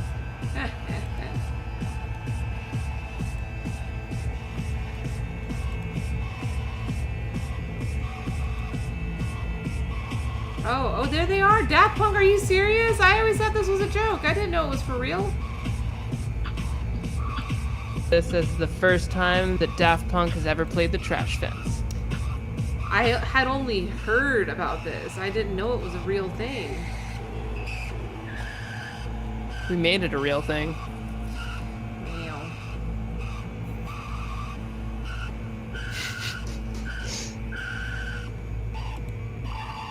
Yeah. I got all y'all here now. Spag, it has been fantastic to watch your reaction to this, because like when we were building it, it was just like giggling and like, haha, it'll be so trollish to do a thing. Apparently Topia was gonna do a trash fence world and a porta potty world, and we beat them to the punch. Nice. Good, because you know what? This is the way that you've done it. It's perfect. the porta potty world is amazing. Wait, have y'all ever been by the camp or know the camp, the animal control camp? They do the I think it's called the pooperazzi, where they set up like a red carpet outside of a porta potty that someone's gone into and is like spending a lot of time in there, so they know they've been pooping. And they set up a whole red carpet and then like a podium, and they have awards, and like and there's like a whole lineup of people all around like ready to celebrate and clap and applaud the person when they get out of the porta potty. It's really funny to see people's reactions, because sometimes people, you know, they accept it. They're like, oh, that was the greatest shit of my life. I'm so grateful for it. I want to thank the Burning Man organization, you know, whatever. But then some people are just so embarrassed that they just like, they're like sweating ass in that porta potty, whatever, detoxifying their entire system, and they open the door and there's all these people in a red carpet and all this shit, and they just close the door and go right back in. Yeah. Our camp does that to people. Oh, your camp does that? Yeah, no, we do that. We have a red carpet, and we have a trophy, and we have like little placards that we print off for people. Oh shit. Okay, so there's multiple camps that do this, because the camp Yeah, that there's I definitely know. multiple camps that do that now. Yeah. But like having known like that, like people do that to people. Like there was like one, I think it was like 2 burns ago, like burn night, like super hard, and like didn't sleep, and then they came to the porta potty in the morning, and I could hear people like congregating outside of my porta potty, and like, no, not me. This is karma. This is karma. This is happening to me. Did you go out the back like, door? I think that would have been the solution, Spag. Right? And like I was like thinking, like, how do you get out of these porta potties without going through the front door? I was looking at like the screws of like the top to like under the roof to like jump out the back. Like I was so serious about it. Wearing a white top hat and a suit, crying in a porta potty at like 8 a.m. Like, I'm not facing the like, carpet right now. This is so funny. It's cool. I think it's cool. It's fun for everybody involved, standing in that red carpet. But man, you get the wrong person, they're having a bad time. Ash Clunk is asking about. I love. We just got a comment, and they're like, Burning Man. Shit, did I miss it? I'm like, no, we're here. We're here. You can come in. Give them Come that into link. Burning Man. If y'all want to It join has us, I'll not put been the link. cancelled. I'll put the link in the in my chat. Maybe we'll get someone else to join us. No, you didn't miss it. Apparently, you can still drive to Nevada and get play the show. Yeah, you could. Yeah, put some Yeah, friends we had a live feed of Renegade Burn going in the main Playa world. Everybody was just watching it being like, I'm glad I'm in Topia. It's like windstorms and like dust storms like every hour. People like flipping ATVs and getting hurt. We're like, no, like let's do this here, and then like next year in Playa. And then I think we're gonna try and figure out how to bring Topia to Playa next year. That'd be fun. That's not So hard. like a giant video portal. Yeah. Yeah. The I've done flipping of that for ATVs, are you events. serious? Yeah, because no one's like regulating the speed limit, and so everybody's just like doing all the stuff that they always wanted to do at Burning Man that they could do 20 years ago, such as like drive around and shoot guns. And so obviously people are going a little too far and too hard, and I guess someone like rolled a homemade dune buggy like 3 times. Dang. Sorry, Lisa, I cut you off. I got a little bit of the lag on my camera. Hey, there was a pretty epic comment from my trolls in my stream earlier. I wanted to say it when we were talking, but it was not appropriate. Did you turn it off, or is that my computer? Oh, Might be you. Everybody froze on me. Okay, yeah. It was about people. Okay, so someone says people dying of COVID and you worried about a battery. So this is when we were talking about batteries with Justin. And then there's a couple exchanges, and then our friend this upstairs one says a battery will last longer than an unvaxxed patient.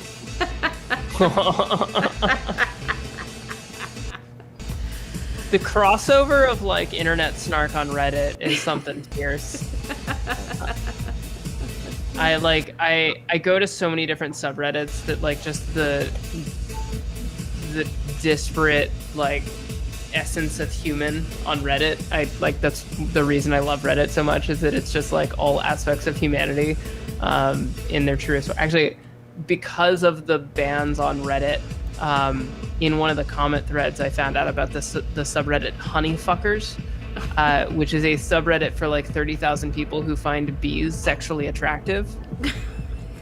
Like, and you just like go through and you're like, nope, like some of these people are, that's their thing. Okay. No kink shaming, just cool. None. Glad to know you exist. What about bees do they find attractive, though? What about bees? What? What about that do they find attractive? Like, is it like a particular physical feature? Like, The thing that confuses me is that a lot of the posts were of like anime characters that were wearing like a scanty bikini with like a bumblebee print on it, and then it had its like thumb in the side of the bikini, kind of like pulling it down. And I'm like, if it's pulling down the bikini, then it's taking off the bee-ness, right? So you're imagining like, oh, what if this scantily clad humanoid figure takes off its bikini? Well, if it takes off its bikini, it's no longer a bee, because that's the only bee aspect of the character is the thing it's wearing. So then, wait, are you really attracted to bees, or do you like? It was more of a logistical question. I was like, troll appropriation? Wait, I'm doing cultural appropriation? maybe, Brad. Oh, okay. My wife is telling me that wearing a bee costume is cultural appropriation. No, because bees don't have culture. Bees do too have culture. They make have honey. music, they have dance. That's not culture. That's productivity. That's biology. That's not culture. Maybe that's what people are attracted to. They're just so raw. You know, and they can like sniff out the queen, and they always put the woman in charge. Like, I think that's pretty hot. It's like a submission thing for like. Maybe, yeah. Yeah, it could be. Is it I would say only that it's men, like or are there like women that are attracted to male bees, or lesbians that are attracted to? I didn't bees? see any masculine looking bees, but then again, like, I mean, I was like, hey, you don't have a big thorax, so what's a bee pickup line like? Hey, you come to the hive often? Like, Hey, do you know what kind of bees produce the best milk? no. None. Boobies. Did you have that in your pocket, or did you just make that up? I've heard that one. We're really going bottom of the barrel at the trash fence. I love how we go like highbrow, like let's talk about misinformation and recycling batteries, and now we're at the trash fence talking about boobies. We can bring it back. We can bring it back, Black. What do you want to talk about? We can talk about misinformation, batteries. Speaking of misinformation, did y'all hear that Daft Punk is playing at the trash fence right now?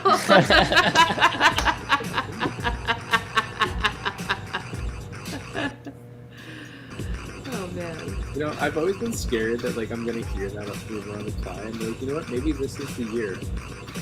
Maybe this is the year that they're. So my first year, well, my only year on Playa, but also my first year was 2016, and I fell asleep in the main dome of our camp, and I woke up at like 2 o'clock in the morning, and I heard Daft Punk, and I'm like, am I dreaming? Because I've heard the thing about Daft Punk, and like everybody's always laughing about it, so I'm like, I don't know if this is legit, but I'm hearing Daft Punk, and I'm like, it sounds like it's like right. I'm like, no, it's not. And I went back to sleep, and I woke up the next day, and they were like, Daft Punk played the camp next door, and I was like, you're fucking shitting me. I was like, no, like here's pictures, and I saw the pictures. I was like, fuck. Turns out it was like a Daft Punk, like not cover? impersonator, like it was a cover band. Yeah, so it was a they're Daft good. Punk cover band was They're playing good. across the street, and I missed it. I was like, no. They're super good. I've seen them before. They played our regional, and there was so much confusion about whether they were real or not because their whole production value was epic. Like, you know, they're definitely professional impersonators. I got trolled by the Burning Man program one year that 9 Inch Nails was playing at the Thunderdome. But like they didn't say Thunderdome. They made up some fake camp name and they put the address of the camp, and this was in the printed program that they give you at the freaking gate, welcome gate. And it said 9 Inch Nails playing their album release, playing the entire album at this time, at this address. And so my friend and I went to that address and it was freaking Thunderdome, and we were like, oh, we got trolled so hard. Yeah, so we should talk about misinformation at Burning Man. That's a pretty consistent thing. Yeah. Yeah, I mean, there's an entire department of misinformation. That's right, there is. Yeah, there is. Or ministry. I think it's a ministry. Ministry of misinformation. I tried to volunteer there one year because it just seemed like a really interesting shtick. You basically take over like client info. You like hide behind the desk, you know, and like pop up like when everybody like leaves camp, and just pretend that you're still open and give out a bunch of misinformation. Man, I would be so good at that job. You want to practice? I feel like I don't know. I feel like I have to be in character. He give you like a couple of like, you know, pretty common playa questions for playa info. See what you turn out. I feel like it'd take me a little bit to get in character, but I feel like I could bullshit my way through that pretty entertaining. But I'd also feel I would do it for a period of time, and then I would start to feel guilty, and then I wouldn't be able to do it anymore. Because my Jewish mother would be giving me some kind of guilt in the background of like leading me with like, oh, go to the trash fence, and then knowing full well that I'm sending someone on like a 5-hour journey. Because like every time you try and do something on Playa that like is with intention, it seems to just take an entire day. Hey, that's fine. I mean, even if you do send someone out to the trash fence, like, what's the worst thing that's gonna happen? Nothing. Like, they're gonna have adventures. They're probably gonna see something better than Daft Punk on their way. You know? Yeah, but like, what if they go all the way out there and like no one's there to greet them, and they don't get the joke, and then it's just not funny. No, because they'll get the joke like later on, like the next morning when they're like wandering around. They're like, "Oh my gosh, we tried to go see Daft Punk." That would be funny. All their new It's friends like, are like, it is. I mean, but like you can it's like depending on where you are, it's like a 20 to a 30-minute ride to the trash fence. yeah. And then if you have some delusion of like going along the trash fence all the way around, like there's the Burning Man marathon where people run a marathon around the trash fence. It's an ultra marathon. Jesus. 50 kilometers, not 42. Jeez. I've done it. How long It's is the not trash fast. fence? You've done it? Yeah, I done it twice. You did it Wow. twice. Wow, cool. Why? That's a great question. I don't know. The acid was really good. I'm laughing at my own joke. I-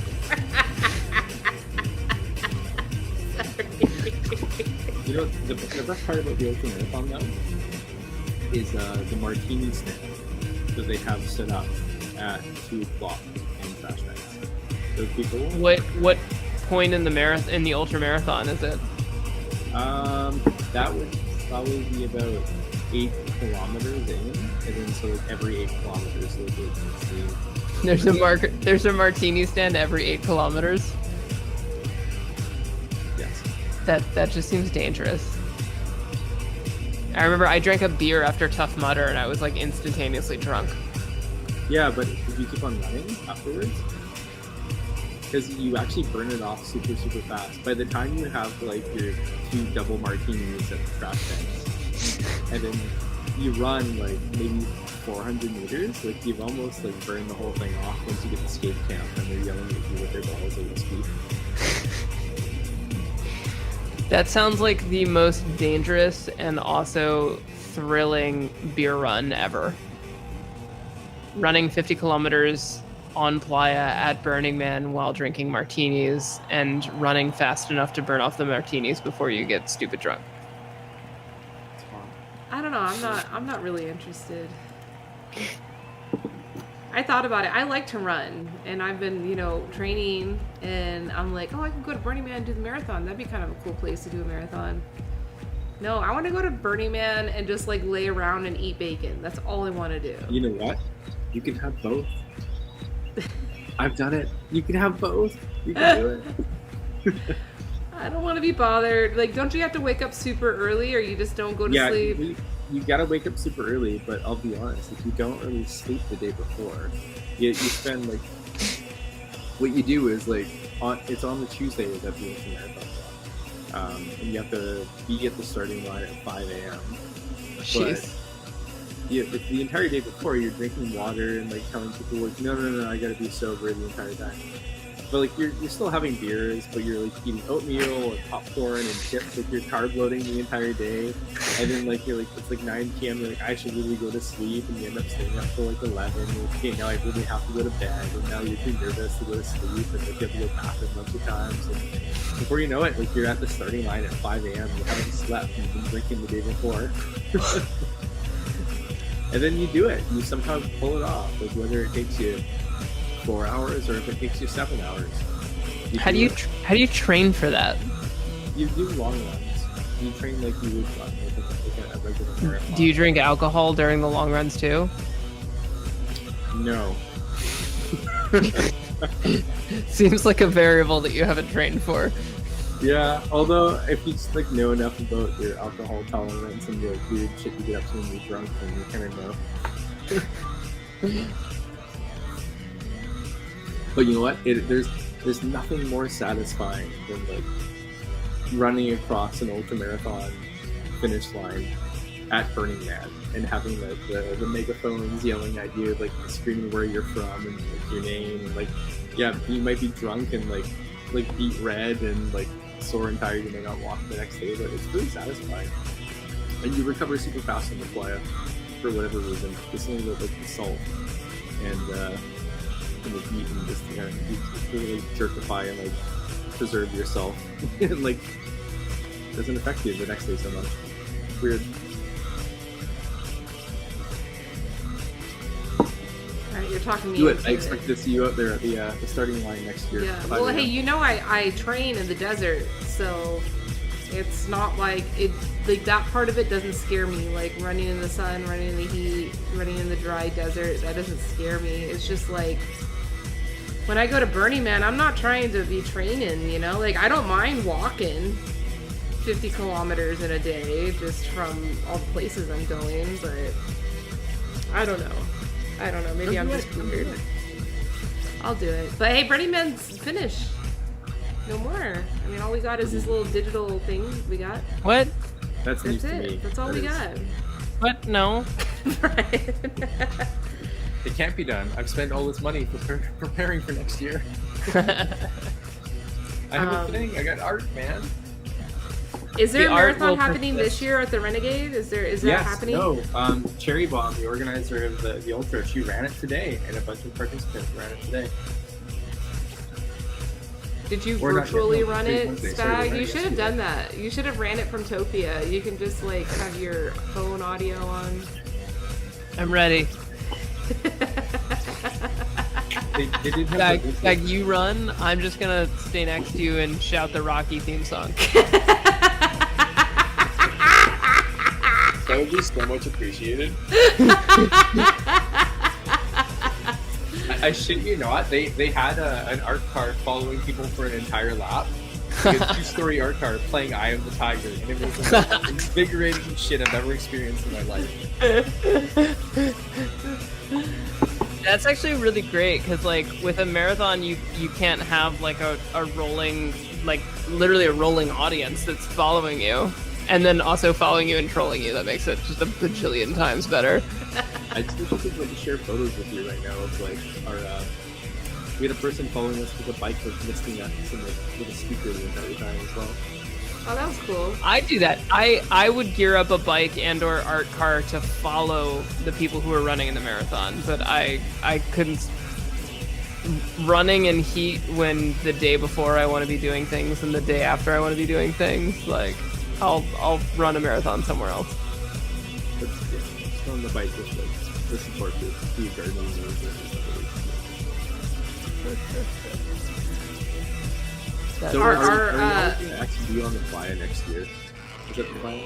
Yeah, I would love to see like a Topia camp where it's just like a Burning Man camp that's entirely dedicated to allowing people who are not physically on Playa to be able to experience Playa, and then have like everyone from Burning Man just like cycling through that camp and like talking to people who aren't physically on Playa that year and then getting them to come the next year.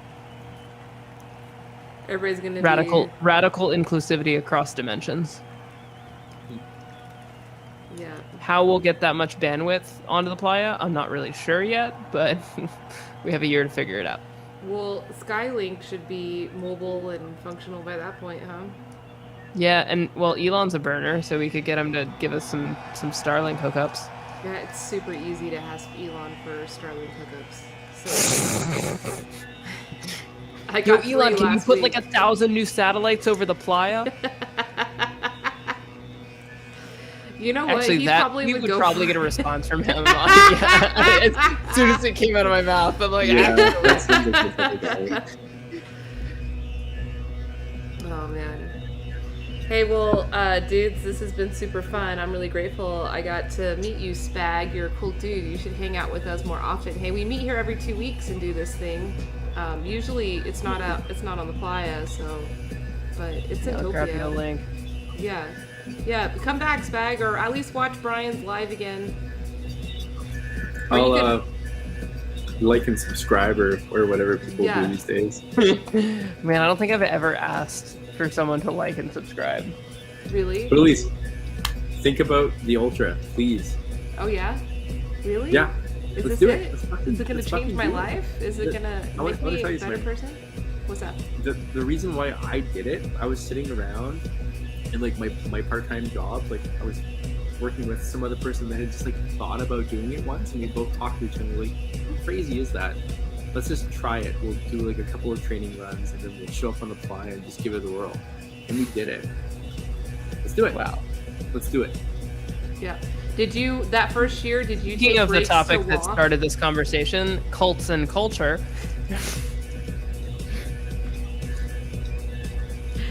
Yeah, the runners high. Did you stop and walk and take breaks that first year? Oh, 100%. I even Okay. tried. Yeah. Yeah, I Did a probably little bit of would. rolling around, a little bit of stretching. It wasn't a glamorous run at all. Yeah, let's do it. Consider it. And Cool, man. That's I'll- awesome. I'll send you a little message so we Spag, can if hold you- each other accountable. If you click on the little envelope on the left side of your screen, should be a blue dot. yes. You've got me, and I think Elise is sending you a message too. So anytime you come back into Topia, you can send us a message. And I sent you our wedding video and a link for this event 2 weeks from now. Oh, thank you so much. Awesome. I really hope to see you guys sometime again. Likewise, it was a pleasure. Thank you for dropping in. You were delightful and hilarious, and I'm so happy and grateful that we ended up at the trash fence with Daft Punk. I'm dancing with like more people, so I don't know about you. Super We still have cool. 4 watchers and 10 votes. We did get downvoted to hell this time. Yeah, I have 11 watchers and 13 votes. That's a good one. That's a really good one. I kind of wish to turn off my camera and like fade off into the distance and see how long people will listen to Daft Punk. Some people would probably listen to it more because I'm not talking. I'm gonna do that. All right, for the 5 people who are now watching, I'm gonna leave, but this will keep streaming, and let's see if more of you show up. We have an hour of stream time left. Yeah. And with that, I'm gonna get on my bike and ride. I can ride. Oh, wait. No, sorry. Wait, so the envelopes are Unmute not mode. on our faces anymore? We have to like go in and like create a message or something? No, the little envelope is on your face, and then when you send it to someone, it pops up in their message center on the left. I see. Okay, I see. So it only pops up, the envelope only pops up when you put the cursor over the video now. Before, it used to Yeah. always be up here in the corner, yeah. Yeah, new UX. Is this your first time in the new UX? Not really, but kind of, I guess. I mean, yeah. So many new features. Such a noob. So many. All right. Love you long time. Talk to you soon. Great to meet you. Bye. Bye. See you, Spag. Bye. Let's walk away. Get out of here. Get out of here. Yeah, we gotta go to Reddit. That was kind of fun. Huh, Bitcoin? That was fun. Or we gotta go to Burning Man. And now we're on Reddit. Whew, that was a long conversation. That was a big one. Alright, I think I'm just gonna end my stream on Reddit. I love you all. I'll see you on Friday night. I hope. Yeah, Friday night. I should be back streaming again another Best Life Friday. I hope you all have a wonderful rest tonight. And always, always, always practice safe sex. Alright, Twitch, how much people we got for you? And who can we raid? We can go raid Homies for No Me's. Let's go raid her. What? Oh. Oh, Brett. Get down. Get down! Get down! Let's go raid Homies for No Me's. Hey, our new friend from Reddit. Let's go see our friend. She's a glass blower. She's always doing cool stuff. Daft Punk's still playing. Homies. Oh, I see. There's an eye in there.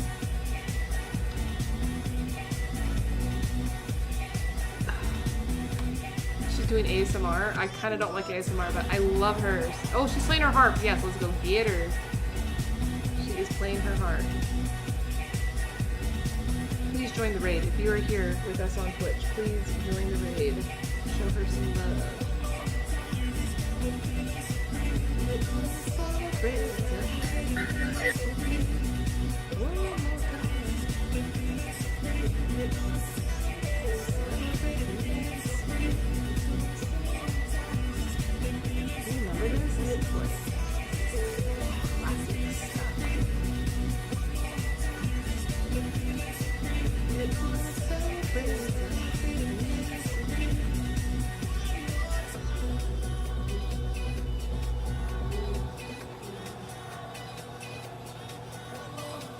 All right, see y'all tomorrow for Tea Talk.